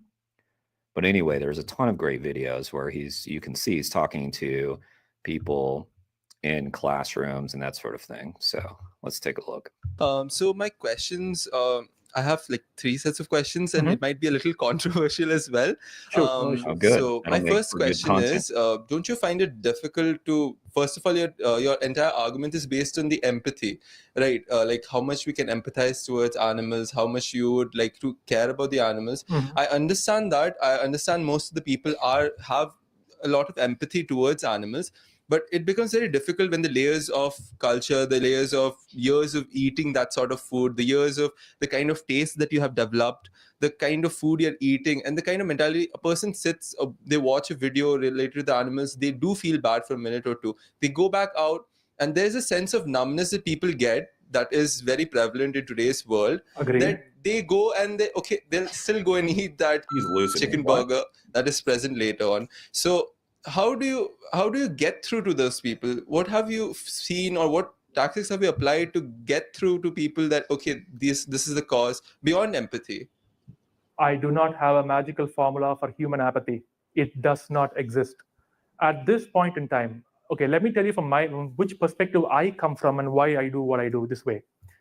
I want to achieve, which I know I probably will not in my lifetime, something that we vegans call as animal liberation. We don't just want animal rights, we want something called animal liberation, that is creating a society in which we have laws. Because unless you have laws, you can't control anything, where it is illegal to commodify and exploit animals.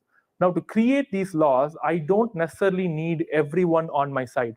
I don't necessarily need everyone to become vegan. Just like how any other social justice issue, if you take for people who fought against slavery, if you take for people who fought for women's rights, only a small group of people historically have always managed to change society, and that's the same thing that's going to happen right now. The reason why I'm doing these awareness campaigns is because I first want to search and find people who have a similar mindset to me and give them the exact same message that I received 10 years ago to hope and convince to make them become vegan. That's my first step. And so far, the feedback has actually been pretty awesome, I must say, because I have had not hundreds, But thousands upon thousands of people write to me through emails and Facebook and Instagram, whatever, in comments saying that you changed my life. And I've become a vegan now after seeing all of your videos. So the thing is that I first need to convince at least 1 lakh people to change in this country. Once I do that, I will not be on stage lecturing anymore. I'd be out there protesting. Doing demonstrations, doing rallies, all non-violent forms of protest, but there will be extreme amounts of protests, because that's how you bring forth legislative change. You have to force it in. It doesn't have. This is going to be a revolution. It's not going to happen. So I don't have too much to add to this because he's really good. Oh, nicely. For people who just don't care right now, I am not too focused on them. And there is no magic statement for that, because there are people in this world who also are apathetic to human suffering. I mean, we will ask in our minds when we read a newspaper, like, this man apparently abused a 3-year-old child. I'm like, what on earth was going on in this guy's mind? How did he find it in his brain to justify any of the actions he did? But if I went and spoke to him, he genuinely looks at that child like its life doesn't matter. I don't have a magical way to change his brain. Similarly, there are so many people right now, like you said, they're comfortably numb. That's the word. That's a very good word. They're comfortably numb with what's happening. But you know what? Many people in society, as human beings, we have this herd mentality, where if something is niche, we don't immediately go there. You see, the outliers, the forerunners will go and stand in that niche area. But once it starts to become a bit more mainstream, a bit more popular, watch just how many people just jump ship to veganism. If 1 lakh people do become vegan, we now have celebrities and people speaking up about veganism. They're actual vegans, not people who PETA gives awards to saying they're vegan. The next day they cook chicken on Instagram. Not those people. Actual vegans I'm talking about. Watch how so much of society will immediately jump ship there, because it's no longer a social taboo. Right now, many people here are not afraid to become vegan because they feel like it's too difficult to get my nutrition or tasty food. They're like, what will I go back home and say to my parents when they offer me this? What will I say to my friends when we all catch up for a birthday and they offer me a slice of cake and I'm like, does it have egg in it? Does it have milk in it? That's so awkward. People don't want to face those awkward scenarios. But guess what? When vegan cakes and stuff starts becoming popular because of people who choose to change, people like me, that 1 lakh people, then it becomes much more socially acceptable. For the people who don't care, I don't have a solution. I'm not even focused on them right now. Yeah, I like that. I like that he's look. We got to prioritize like who we can reach, and there are times when you're just going to be having a conversation with someone, or you find people that it's just really going to be a waste of your time. And I like that he's framing it this way, because he's showing that like he's one of the people that's willing to, put himself out there, and he's making it sound like a powerful choice, which I hope that these students would feel empowered to also be those people, because he's, rather than just waiting around for society to change, he's saying like, I want to take an active role in changing society. Kind of like the interview that we just saw that Ed was doing with that college student. And the college student, and a lot of them seem to kind of be wanting society to make the choice for them, like waiting for the government to ban meat or something like that. I've seen that before. Some like left-leaning YouTubers where they kind of agree with the message, but they just are too wimpy to do it. And they basically just want the government to regulate in a certain way. And it's just so pathetic. But anyway, good answer, Arvind. I am focused on the people. Like I said, the human mind is like a parachute, only works when it's open. I'm focused right now only on the people with the open mind. And trust me, there are millions of people with open minds. So that's what I'm focusing on right now. Thank you. Also, I have 2 questions from speakers who would rather remain anonymous, if that's fine. Okay. The If you're looking at them, but okay. No, they're not the ones. No, it's the camera won't capture them. Don't worry. Yeah, I could see them, but yeah. Okay. Yeah. Regarding the first question they ask is regarding unfertilized eggs. Isn't that like vegan? And the second question is, aren't you as a vegan eating plants? Aren't you killing living beings as well? Okay. I'm very sorry. Bear with me. Why do we have to always talk about plants? I had this when 2 days ago. Someone talking about plants feeling pain or having feelings. Can we not get past this, folks? Like 2 days ago. And answer these questions. Sure. So the first thing about the unfertilized egg, I will agree to you that an unfertilized egg is not sentient, because like I kept mentioning sentient life, right? They are not sentient. But we have to agree that where do unfertilized eggs come from? From a sentient animal. It's not the fact that the egg is unfertilized. It's the fact that it comes from a sentient animal. Milk or butter in itself is not a living organism, right? But it comes from a living, breathing, sentient creature. We do not eat animals, I quote again, eat animals because meat is an animal, nor do we eat things that come from animals because it always involves exploiting and commodifying them. Therefore, we reject them. It's the point of contention here is not whether the egg is fertilized or not. The point of contention is that this egg is now coming from a living, breathing, sentient organism who can feel pain and suffering just like me, love and joy just like me, and she is being commodified for that. That's and another point I want to throw in here is like people are making the point, like we're getting a little in the weeds, but like say for instance you just found an egg on the ground and you ate that egg. Obviously, you're not causing anyone any harm, but I would argue that there may be a harm to that. Just in your own mind, like viewing that egg as food rather than, something else. I think it was so while that is not harming anyone directly and it's not like an inherent evil, I don't think, but I still would say like you shouldn't still be viewing eggs like they are a food item that you should be consuming.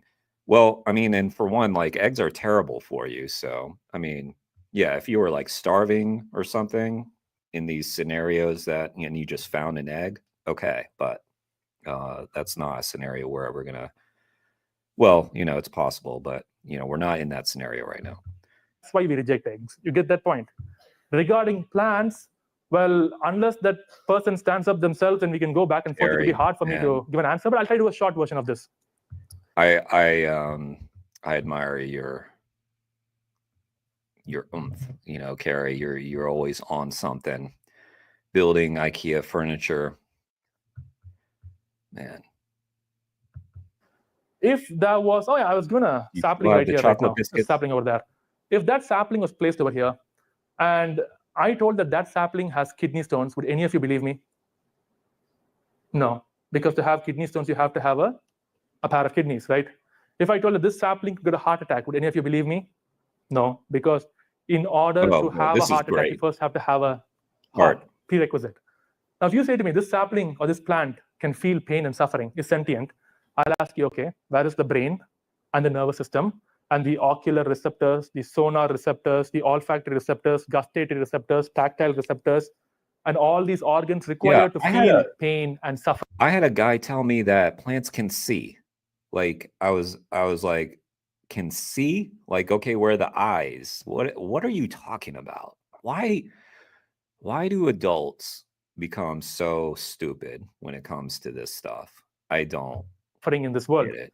You agree that plants lacking kidneys cannot have kidney stones, then similar logic, plants lacking the organs to sentience cannot be sentient. Of course, they are living.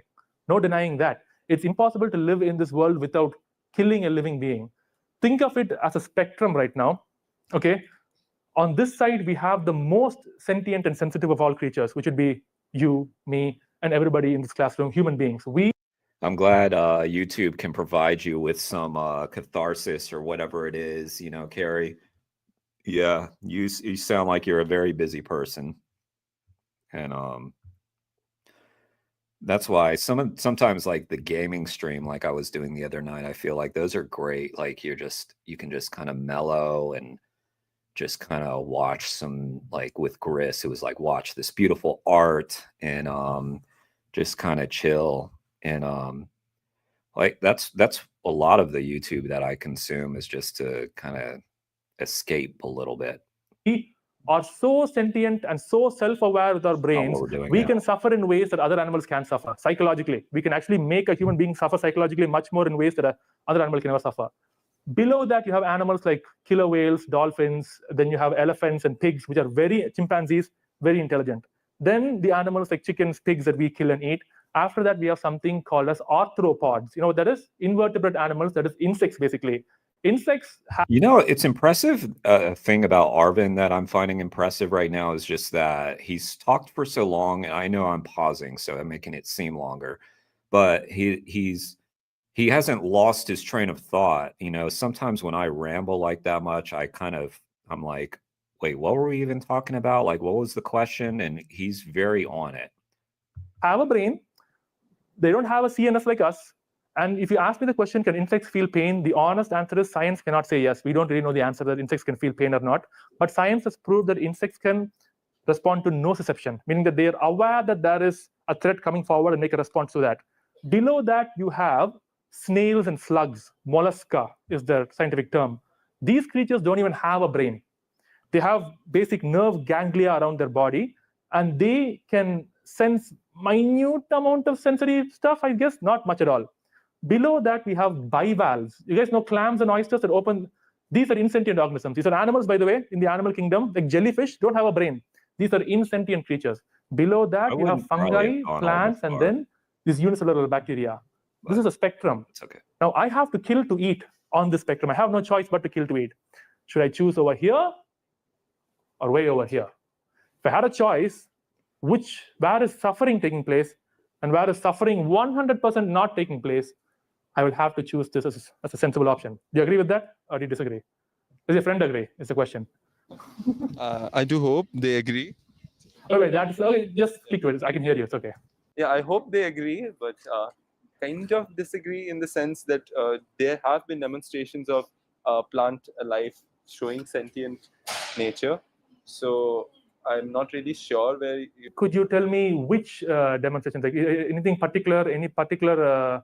See, thing you I have in have mind? no particular example, but there is theories running to the fact that if a plant can sense stimuli, the stimuli being sensed is reached somewhere at some level or the other. Absolutely. So they definitely do have a mechanism in their body. It's in fact, we have veins and arteries and nerves. They have something known as xylem and phloem. Xylem and phloem, basically. Yes, of course, plants can very well react to the stimulus given to them, which is why when there is sunlight here and a plant. Hey, thank you so much, Felix. Appreciate that. Welcome to the live stream. Yeah, this is like a new thing that I'm starting. We'll see how it goes. Plant is facing this way at night, it will turn to face the sun. Reacting to stimulus is not the same as how we're responding to a stimulus. Response requires a cognitive ability. For example, if there's sunlight right now falling on my eyes will begin to water. That's a chemical reaction. I have no control over this. If I stare at the sun, my eyes will water. But me now choosing to move my hand and cover my eyes is a response from my brain. Plants can only react. They cannot respond. They do not have, even, for example, an organism like a jellyfish cannot respond. They have no brain. They can only react. So without the necessary organs, sentience does not exist. Just like simple thing, man. Like, see, your stomach, right? Your stomach right now is sentient because it's attached to your brain.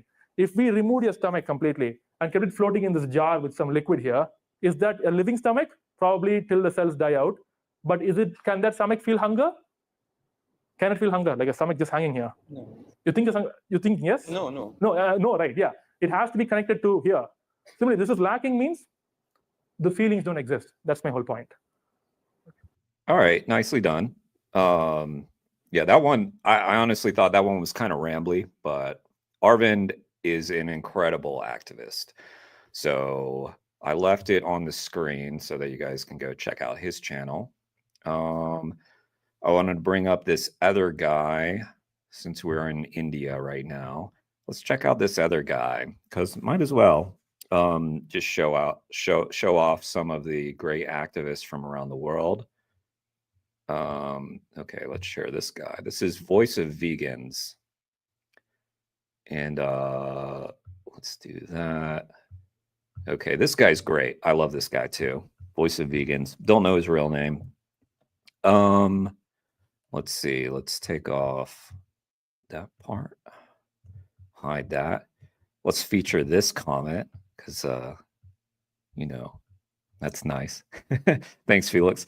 Yeah, if you guys want your comments to be on the screen, praising me is a great way of doing that.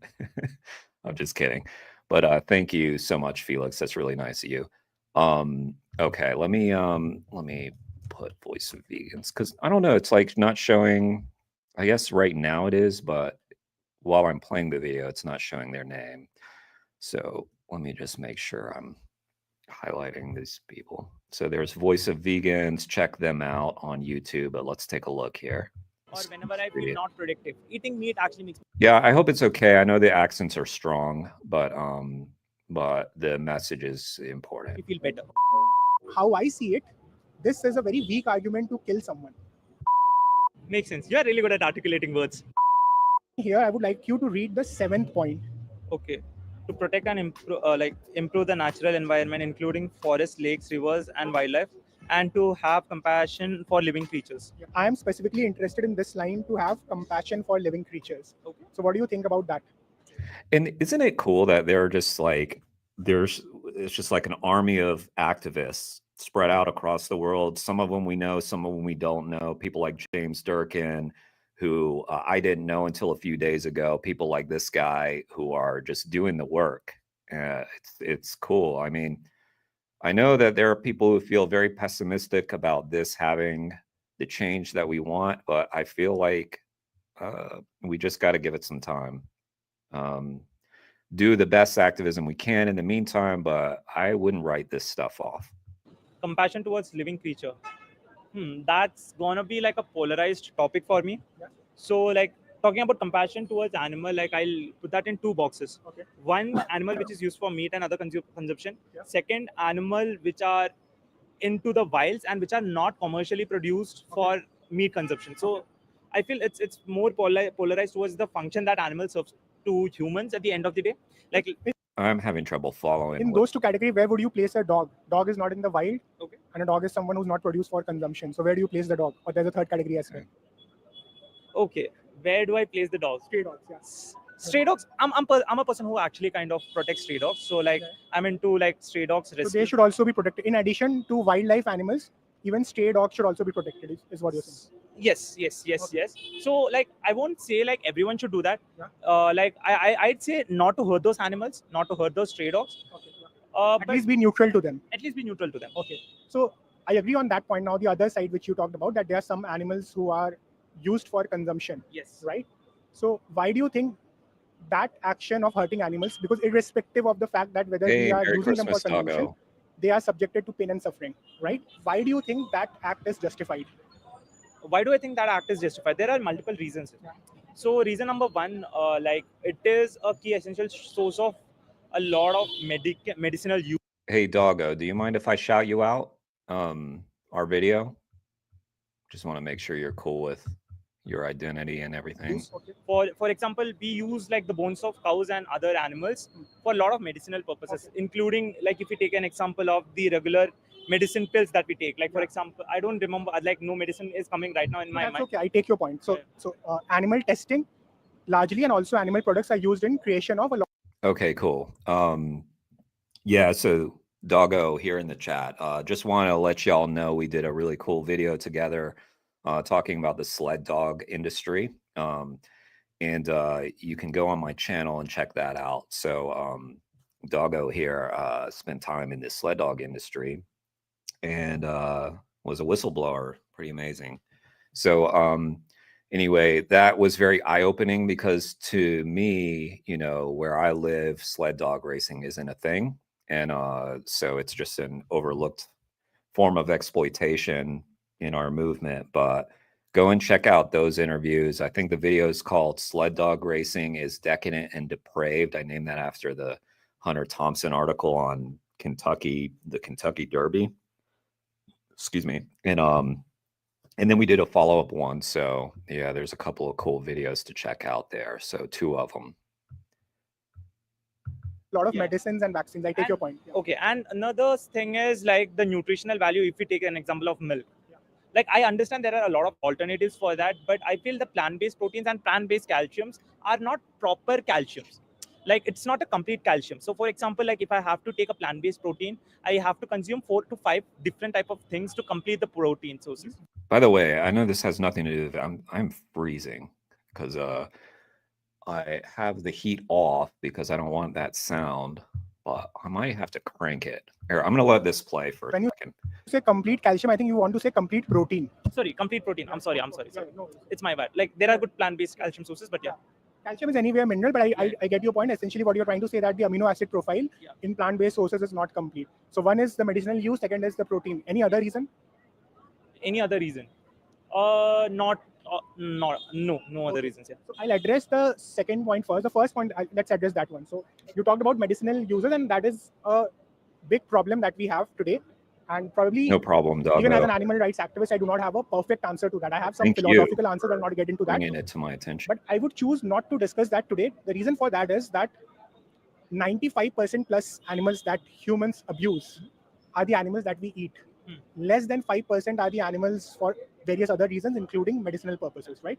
So even if someone is saying that animal testing is acceptable, but are against animal abuse, they should still be with me at least on the 95% of the cases, right? Which means that one should be against poultry animals, one should be against consumption of the animals that we get on a daily basis.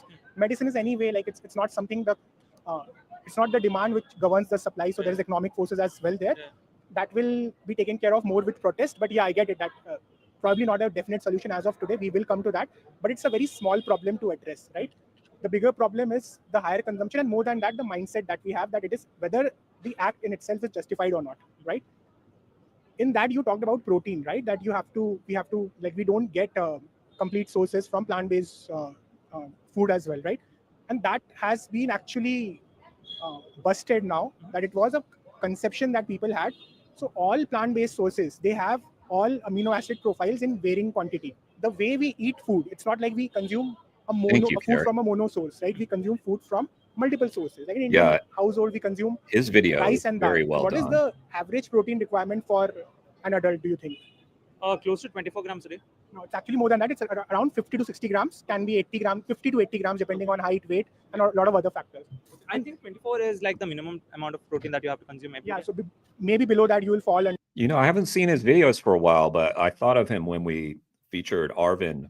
But it looks like he's been doing them because this is pretty recent. It's just this algorithm thing, you know? You click on somebody's videos, you start to see their videos a lot.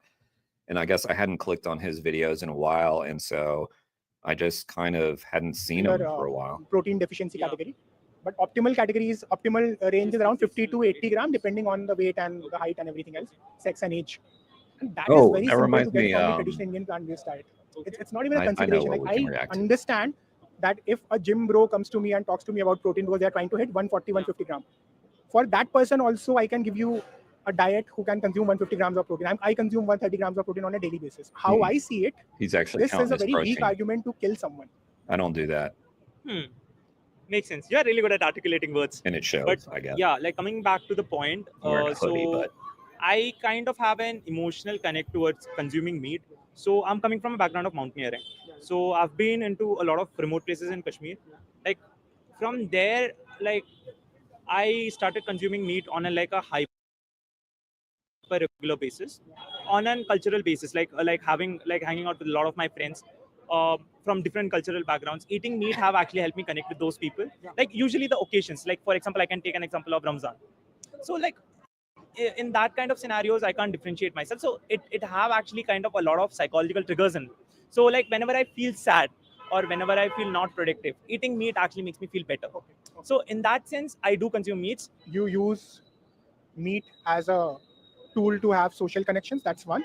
And the second thing that you talked about is that it also helps you cope up emotionally because you associate that taste with it, right?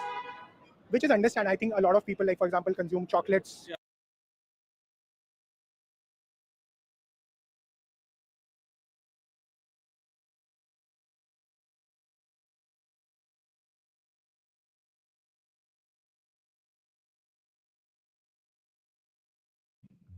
Oh, shoot. My mic was muted. Okay, got it back. I think we're going to move on from this one because this video, I feel like it's kind of rambling a little bit. The guy he's talking to is a little rambly, and it's hard to follow, to be honest. So Yeah, I thought I muted my mic there for a second. So I have an idea of who can react to.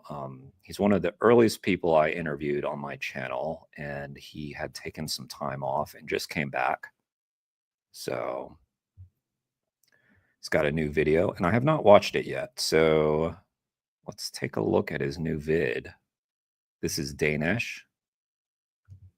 I'm not sure I'm not sure how long we'll watch it. We'll see what this video is like. But let's take a look at Danish here. Really nice guy, by the way. Oh, hey, Conrad. How you doing? Yeah, I probably will. Zoe's going on trial in May, I think. And You ever thought about everybody's gonna kind of go there for court support. I haven't committed to that yet, Conrad, but don't be surprised to see me there, because that will be the thing that's going on. going vegan, but then got overwhelmed when you started thinking more about it? Well, I did too at first, but 1,802 days later, I'm now in the best shape of my life. I'm eating amazing food, and it's easily been the best decision I've ever made. Over the years, I've learned incredibly valuable lessons on my vegan adventure. So here's 40 lessons that make going plant-based a piece of vegan cake.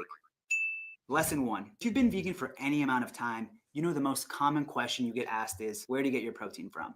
Which makes sense, since especially today, we've been conditioned to think that. Now, one thing I will say, like Danish, like, you know, he's talking about plant-based. So this is like an animal rights channel. Like, we're kind of less concerned on like, you know, plant-based, get your recipes, all that stuff, but they're hand in hand, you know, we're working together on this stuff. And Danish has a very strong animal rights message in his content. I think he'll probably get into some of that. I don't think he's going to sugarcoat, but we'll see. Protein means meat. Nowadays, if you go into any restaurant, he makes very and they have an accessible option to add videos, protein, what I'm saying. 9 out of 10 times, all the options are going to be meat. But the good news is you can get protein from plant foods as well. And as it turns out, all plant foods have protein to varying degrees. So lesson 1 is I'm also super jealous of how professional his setup looks. Like, that's good. I need to up my game, Danish, because of lesson you. 2. Now you might be asking yourself, okay, but do plants have enough protein?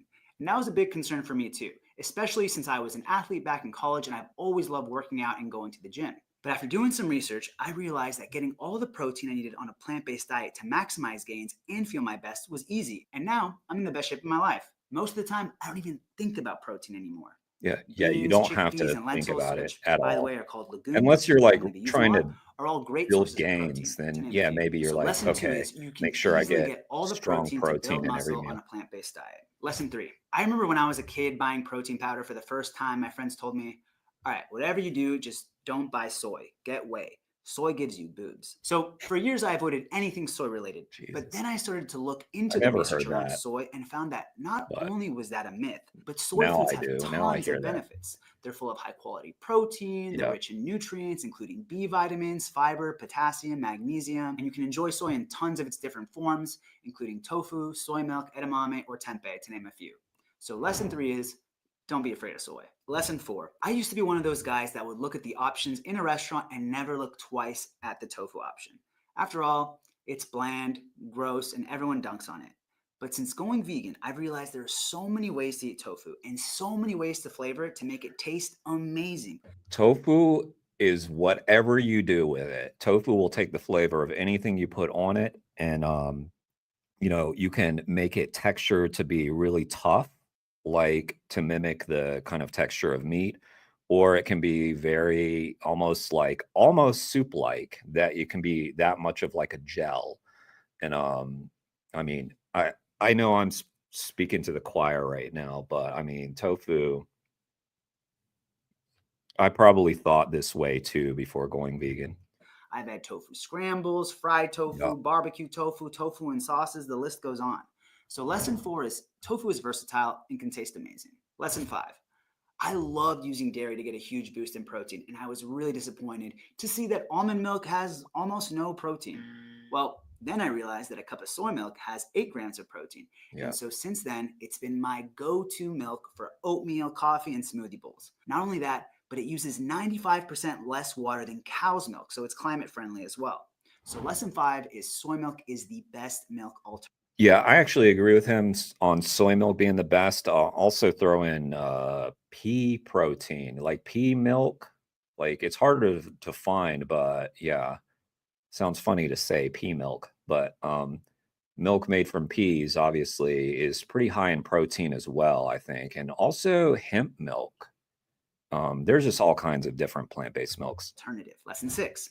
Okay, so I lied a bit. There's one milk alternative out there that's even better than soy milk. It even has a little bit more protein than soy milk. It's just as creamy, maybe a little bit more delicious, and that's pea milk. Brother, like yellow peas. You You and I, Danish. The downside is that it is hard to find, but whenever they offer it at a coffee shop, Brother. you know that's what I'm getting. So lesson 6 is pea milk I is love the that. best milk alternative. Lesson 7. Since I've been vegan, I found myself putting more of an emphasis on eating whole grains, legumes, fruits, and vegetables, and just a lot more whole plant foods in general. It inspired me to cook more at home and reach more for high fiber, whole plant foods as part of my everyday Yeah, pea staples. milk, Even when I though, go out to eat, I I'm find gonna myself be eating real more right beans, now. veggies, and fruits. I can only really get the pea milk when it's on sale because, for one, I actually don't drink much plant-based milk because I just don't need it. But Carrie, settle down now, okay? But yeah, it does sound pornographic. Pea milk. Yeah, Felix, soy milk, your first choice. Yeah, I go with soy. Like if I'm making smoothies, unless like the pea milk's on sale or the hemp milk or something, you know, it's gonna be soy milk. And if I'm going flavor, oat milk, almond milk, those are good. As a result, I personally have found it way easier to maintain healthy eating habits since going vegan. So lesson 7 is veganism makes it easy to eat healthy. Lesson 8. Now, I went wish it vegan was during the easier pandemic, though. so it was an I'm awesome junk opportunity food. to learn how to do it, and I thought, hey, this isn't so hard. Then we got out of quarantine. You know what my downfall is right now? It's those Reese's plant-based cups. Those are dangerous. Yeah.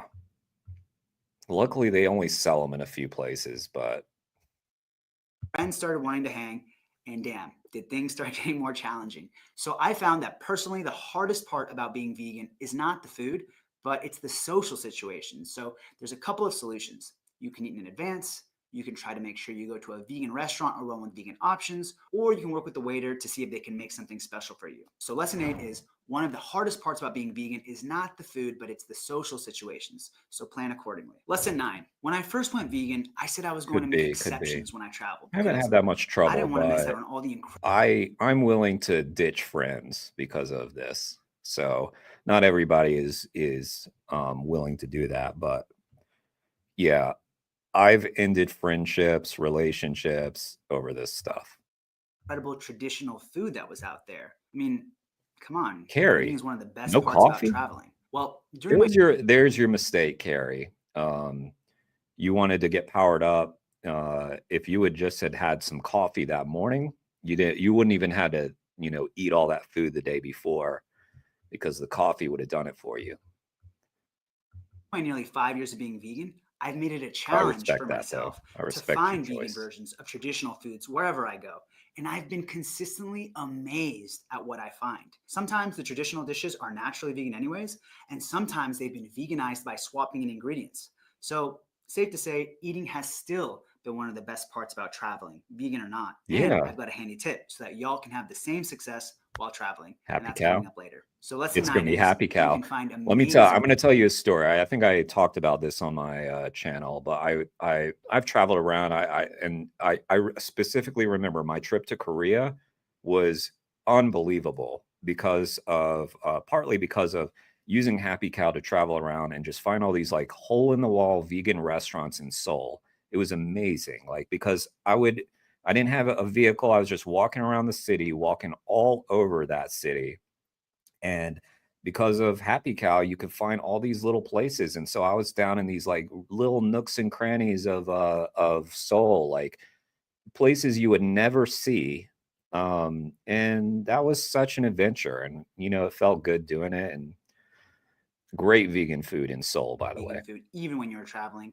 and it can make traveling even more exciting. Yeah, there's Lesson no 10. excuse. That So whole when I like, first went vegan, I'm in I was France really and I afraid to can't lose find out on my favorite food, and that's ice cream. I'm an ice cream fiend. cosmic I've done some skeptic. things I'm not proud of for ice cream. And y'all, as a certified ice cream fiend, I'm telling you, I've had some of the best ice cream since going vegan. And not just that, I found vegan versions of so many foods I used to love, like sushi, tacos, burgers. I've even had a vegan steak. That was really an iconic Yeah. moment for me to feel like veganism isn't limiting. So lesson 10 is you can still eat most of the food you've had before, and it's gotten so good nowadays that you can even find realistic steak. Lesson 11. This is a good video. Like, it's long, and he's hitting all these points. So having been Really vegan for well this put long, together. I've heard He's my such a fair good share of editor. stories about people going vegan and getting really sick and then having to stop, but they hadn't seen this video yet, had they? But on a serious note, True. the reality is you can get all the nutrients you need while following a plant-based diet. You just have to think of the food groups a bit differently, like legumes, whole grains, veggies, fruits, nuts, and seeds. And for me, this could mean having a bowl of oatmeal with fresh. It's interesting, like, I just want to pause. Like, it's interesting the choice to make a video that's like kind of an explainer like this. Because obviously these things exist, but this is like a really nicely well-made one. But it just makes me, it's interesting to think about the choices that we make for what is going to be the good content. Fruit in the morning, and then making myself That's a gonna peanut break sweet through and potato be stew with helpful. chickpeas for lunch.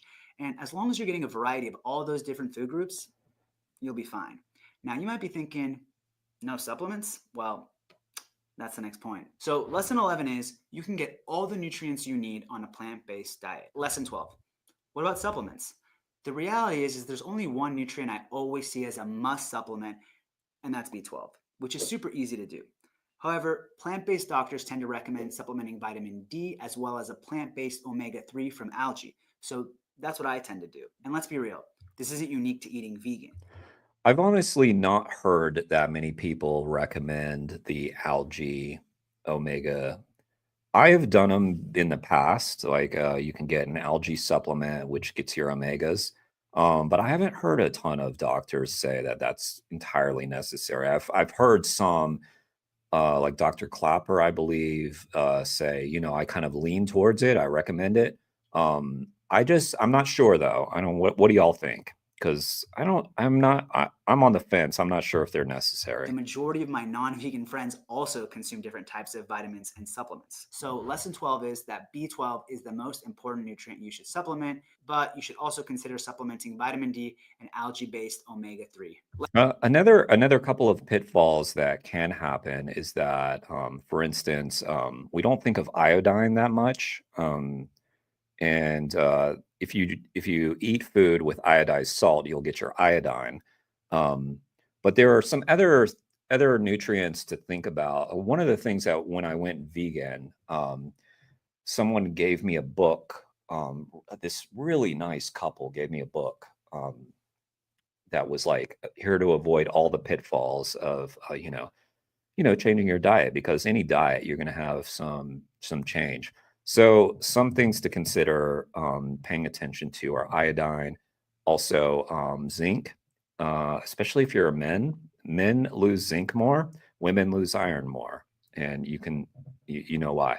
But so if you're a woman, maybe thinking about iron. If you're a man, thinking about zinc, thinking about iodine, don't sleep on it. And yeah, B12 is an obvious one, but D is probably correct. And the algae, omega-3, I'm not sure, but I don't think it's harming you. I could be right. I'm not a doctor, okay? I have no idea. Felix takes B12, vitamin D, algae, omega-3, just to be on the safe side. Used to go out of your way to put ground flaxseed on many things, but got out of the habit. Same. I did that too. I'd make smoothies and do ground flax, ground chia seeds. When I'm on like a health kick, I'll be throwing all that stuff into a smoothie. Hemp seeds, chia seeds, flax, soy milk, broccoli sprouts, amla powder, turmeric. I will do it big. Another thing that I'm kind of a big believer in these days is that lion's mane mushroom, because I've seen that For instance, Mike the Vegan did a pretty cool video about lion's mane and some of the emerging research on it, which is not definitive, but it has some promising things. So taking lion's mane mushroom. Lesson 13. One of the biggest mistakes I see when people try to eat a brain plant-based health. diet is that they just remove the meat without adding anything else. Huge mistake. And that's how you get sick. And Yeah. the best replacement out there for meat are legumes. So like I said, those are your beans, lentils, and chickpeas, which come with a ton of protein, iron, and fiber. Throw them on pastas and salads and Yeah, curries. there's a maybe even research that purees like the more hummus. beans The you options eat, the are better endless. So lesson your health 13 is outcomes. legumes are the best replacement for meat. Yes. Lesson 14. Speaking of fiber, Lentils, this is a so nutrient good. that people in the US are So good really for you. missing out on. There's a huge craze for protein in the US and the world, but the reality is people are getting more than enough. Rather, we should be focusing on getting fiber, which is incredible for your gut. And the true fiber heavy hitters are not fruits and vegetables, but rather whole grains and legumes. So sometimes it's as simple as swapping out regular pasta for whole wheat pasta or even a legume pasta. So lesson 14 is you should be focusing on getting lots of fiber into your diet and your gut will thank you for it. Lesson 15. So yeah, speaking of whole grains. By the way, if you're like brand new vegan and you go to fiber heavy, like you may feel the bloating sensation, but it goes away very quickly. So yeah, but I'm not one of those people that recommends baby steps. Do it. Just fucking do it. And you know, if you feel like you have a stomach ache for a day, who cares? These are so underrated. They're one of the unsung heroes of nutrition, and we barely touch these in the US. Yeah, They're lion's packed mane. with fiber, micronutrients, antioxidants, and pretty good protein too. These are your oats, brown rice, whole wheat, quinoa, but every region has their own. In Mexico, they eat a lot of amaranth. In Italy, they eat a You know, Wayne was anti-oat.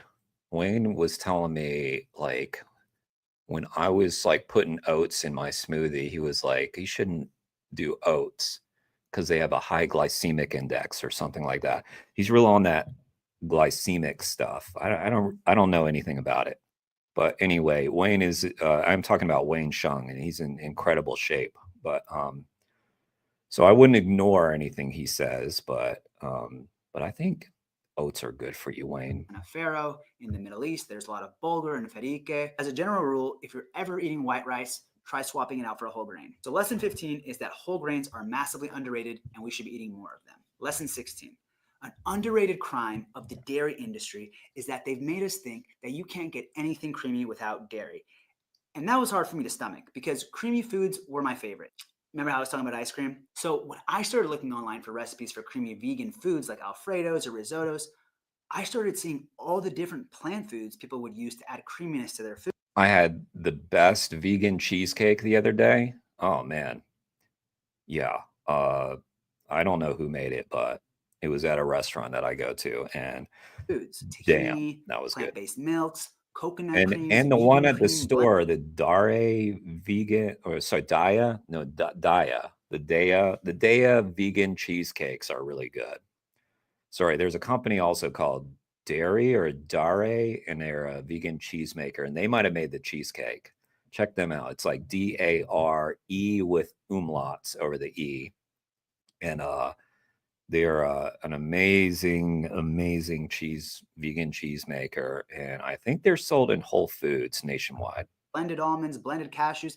They would even use silken tofu. There's so many options. But they're and a they've local all got company different here. properties that add different taste and nutrition to what you're eating. In a weird way, I'd argue eating only dairy is the limiting option. So lesson 16 is that there are lots of ways to add cream to dishes that aren't dairy. Lesson 17, ever walked into a restaurant, asked for the vegan option, You're giving us a lot of lessons here, Danesh. and been told, we have salad?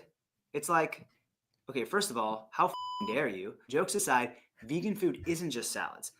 I actually never really liked salads and still don't eat them very often. So lesson 17 is vegan food is more than just salads. Lesson 18, when people say plants, they don't mean just vegetables. They mean oats, cashews, avocados, dark chocolate, butter beans.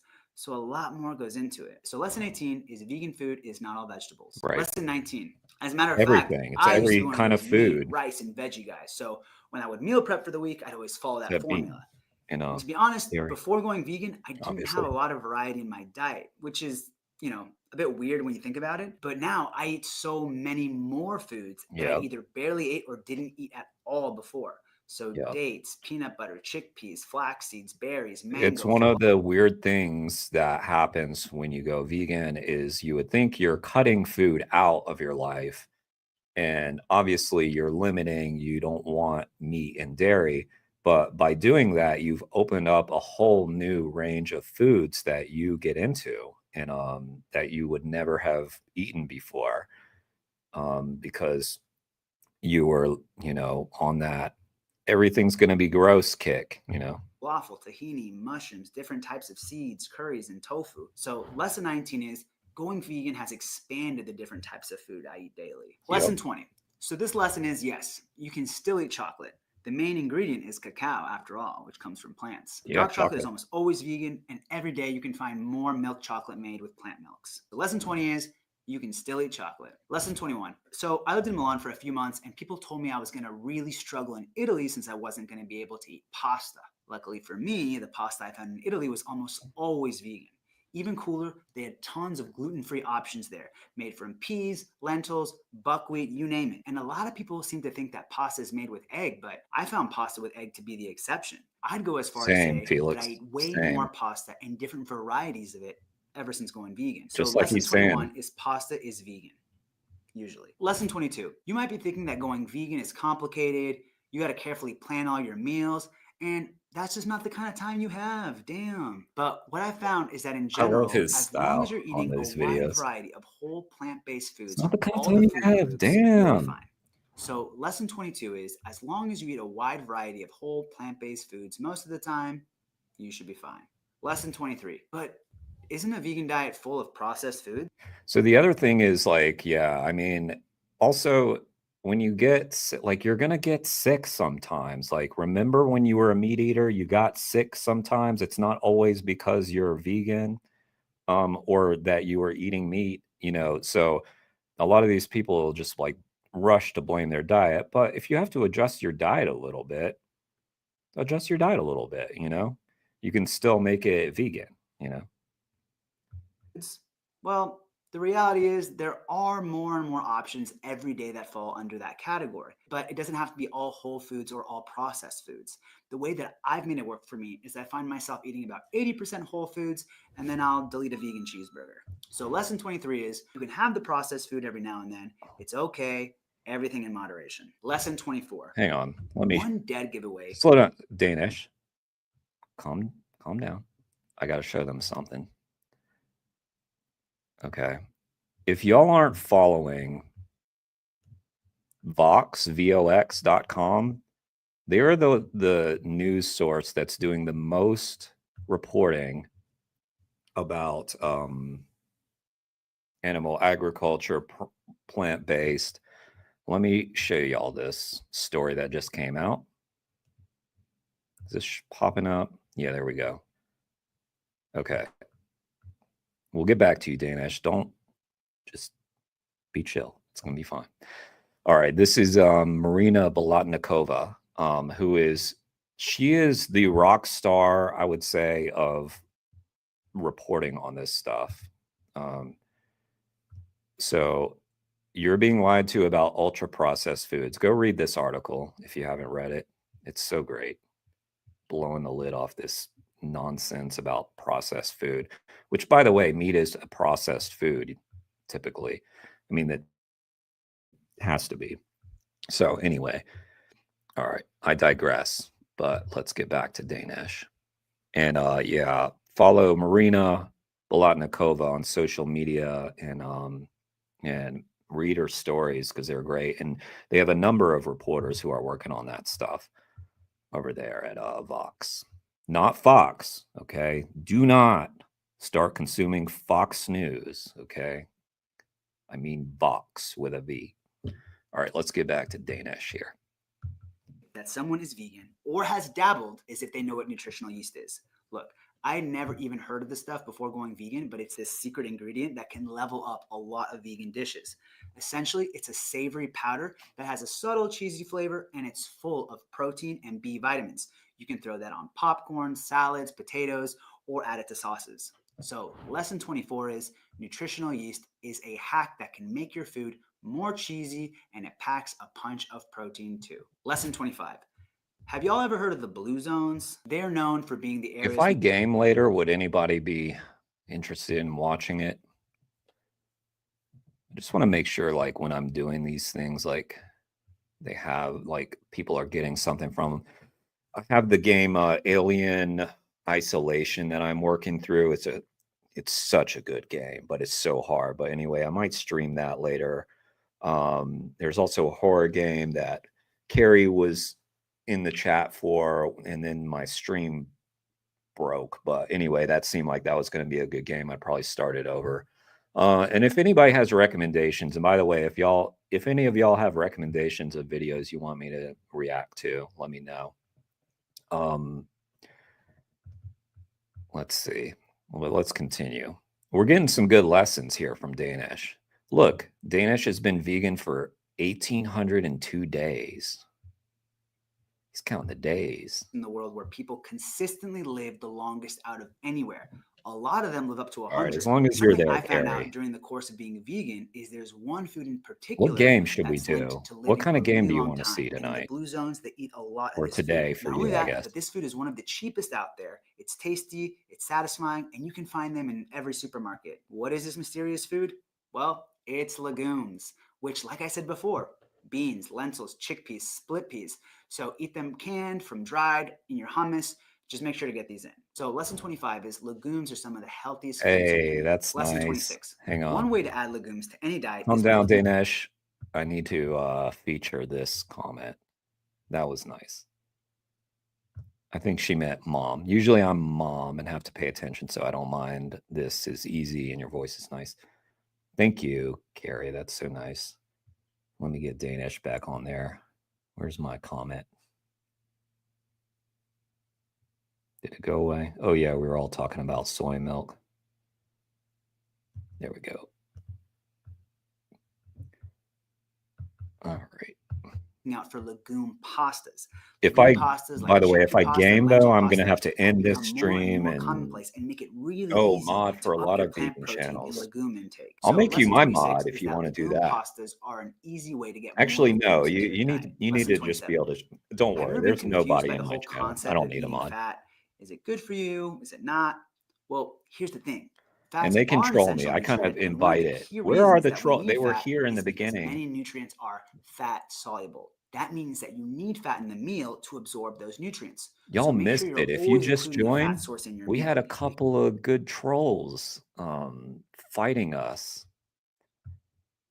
And that was like, I've made it. Like I feel like that's the first time I've had to deal with it. And I was like, it was a moment of, like I felt like I had arrived. Because including fats, especially healthy ones, can be the difference of whether or not your meal is a Yeah, I true don't need one. powerhouse. So lesson 27 is you should The day always that I include need a fat mod, source in your Dennis, meal. is Lesson 28. that's Let's a explore some delicious ways good. to incorporate these fats into your diet. Some of the best It'll be a sources good of plant-based day fats are going to be when seeds, my nuts, channel is big soy enough in to the need form of that. tofu or soy milk, and avocados. So lesson 28 is seeds, nuts, Yeah. soy, and tofu are all great whole fat sources. Oh, Lesson you can 29. stay in All right, peace. so Does this is a that bit mean you're random, going to be admittedly, trolling Dennis? but I had to include it. You can make some mean brownies out of black beans. Just saying. It's okay if you So do. lesson 29, you can make Sorry, brownies. I have not out been of paying black attention beans. to our Lesson guy 30. here. Have you ever heard someone say, I don't like vegan food? I always thought that was weird because I don't think people realize what they're saying when they say that. They don't like peanut butter jelly sandwiches, guacamole, hummus, French fries, mango sticky rice, falafel, bean burritos, candied sweet potatoes, because all those foods are usually, for the most part, You boot Dennis? completely vegan. There are a lot of vegan foods out there that you already love. So lesson 30 is a lot of the food you already enjoy is vegan. Lesson 31. What does he Do you ever do? find yourself throwing out Dennis, wilted are you spinach or moldy are you berries? a troublemaker, Dennis? Really? Are y'all playing around?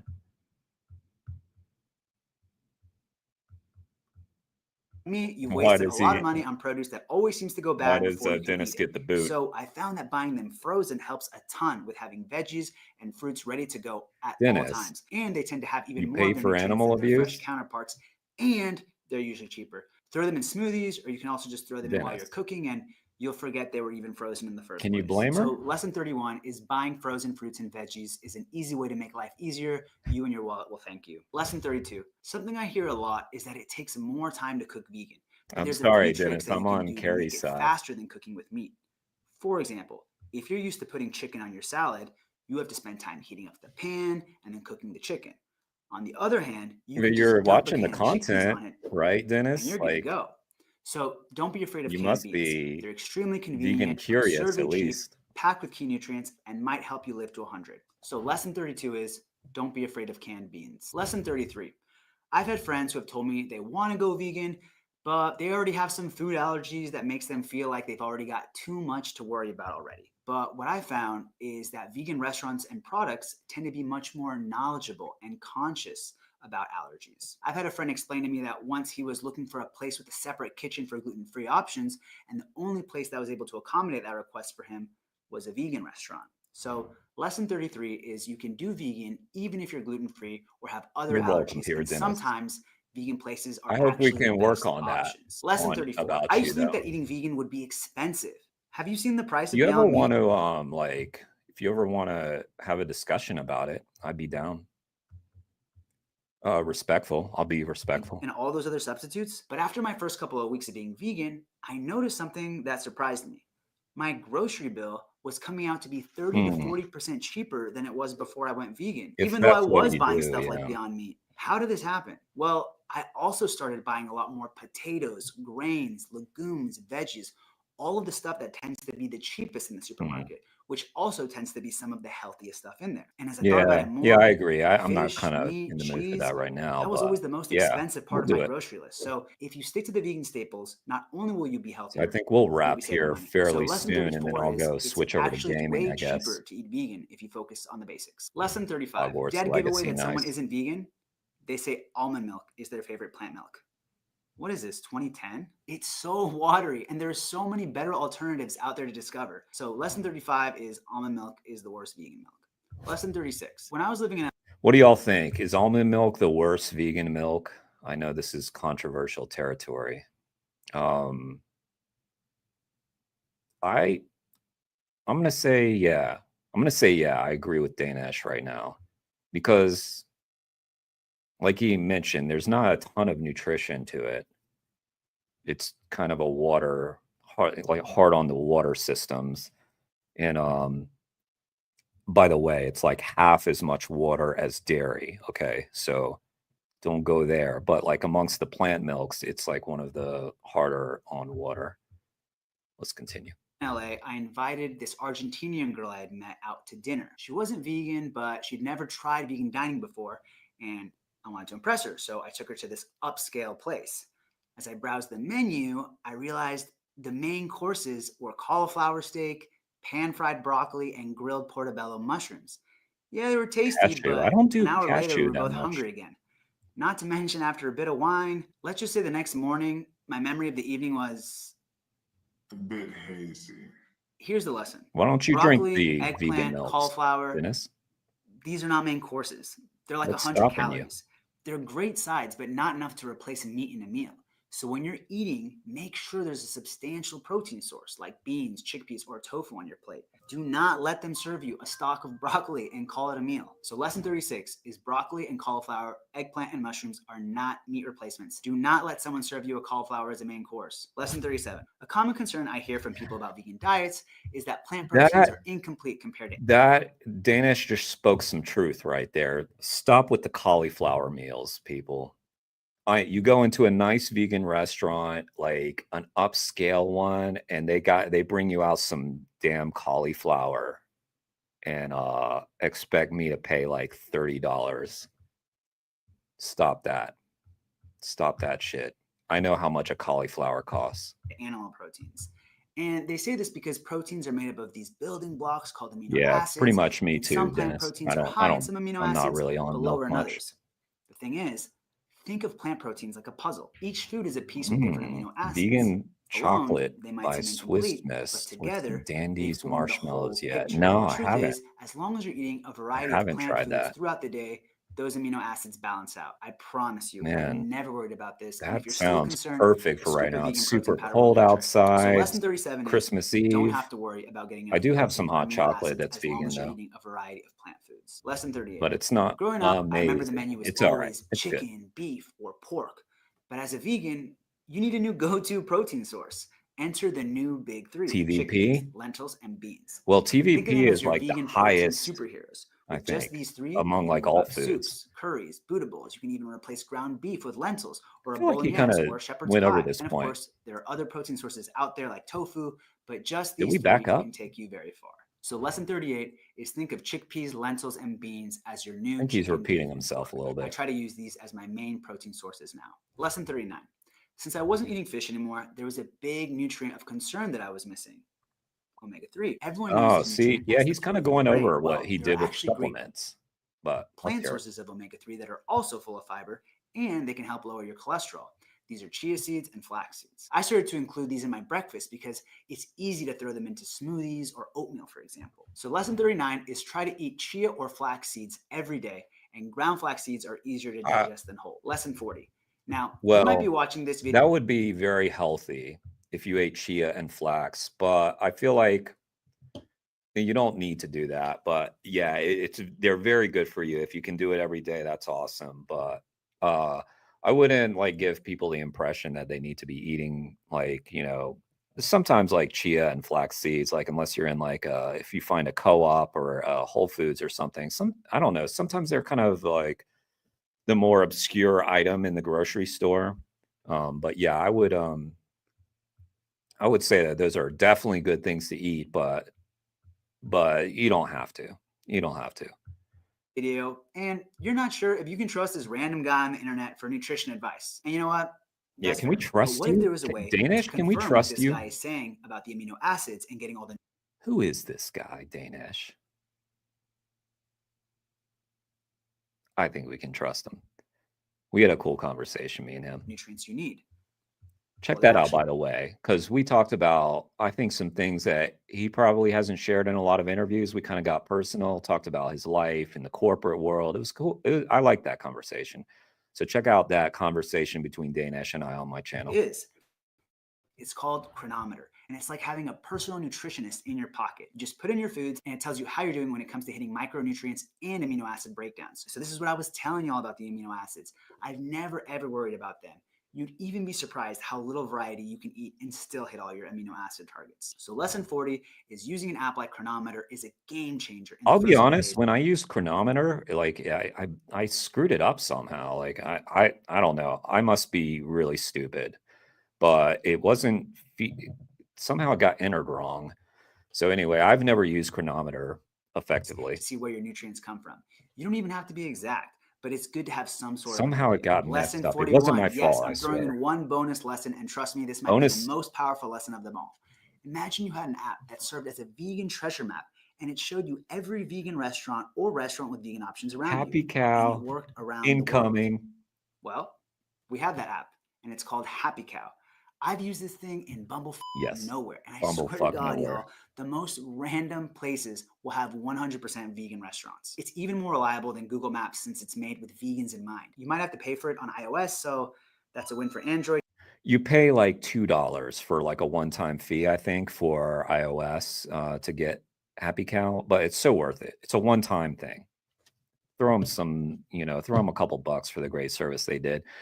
Anyway, I mean, you don't have to do this, but it really makes things convenient. And what's nice about Happy Cow is that all the reviews are like, people say whether they're vegetarian or vegan. So everybody that's reviewing like has told you like who they are, like what they're looking for.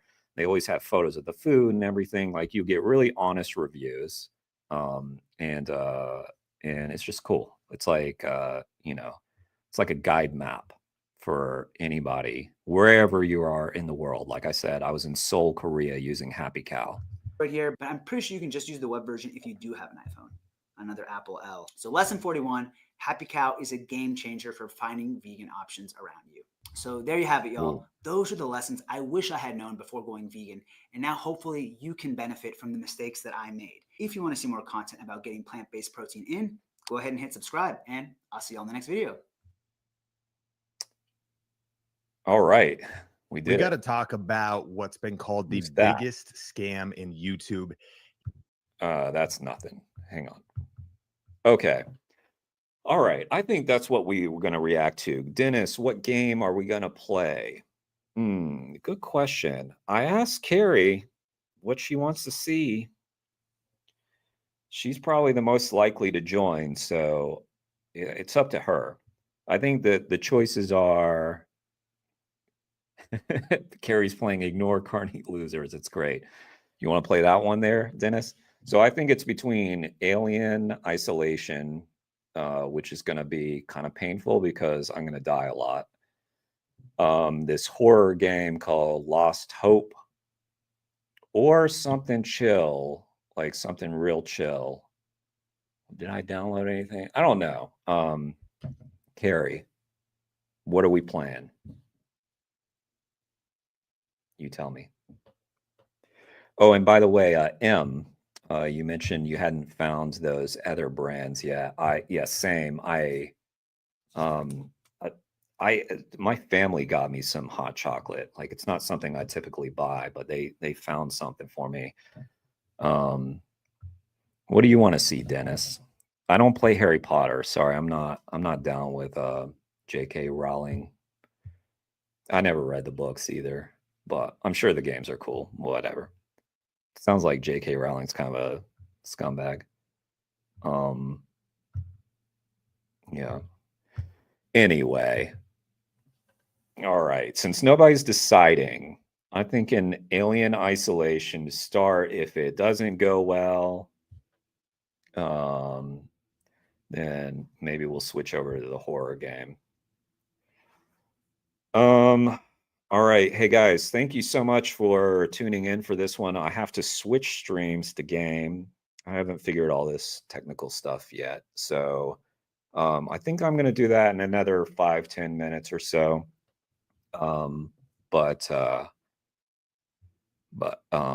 Yeah, tune in for that. So we've gone 3 hours here. I guess my life is YouTube now. I do streaming and gaming.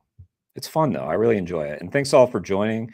Thank you, Dennis. Thank you, Carrie. Thank you, M. Thank you, Conrad, Doggo. Kane joined us as well. Kane was in the chat. Felix, thank you so much. Yeah, Kane defends animals. Go check him out. And definitely go check out Danish's channel. Yeah, so I'll see you guys in like maybe 15 or so. 10-15 minutes. So look out for I think Alien Isolation. Let's get terrified, y'all. It's Christmas Eve, and it seems appropriate. Okay, cool. All right, see you guys later. 15 minutes or so.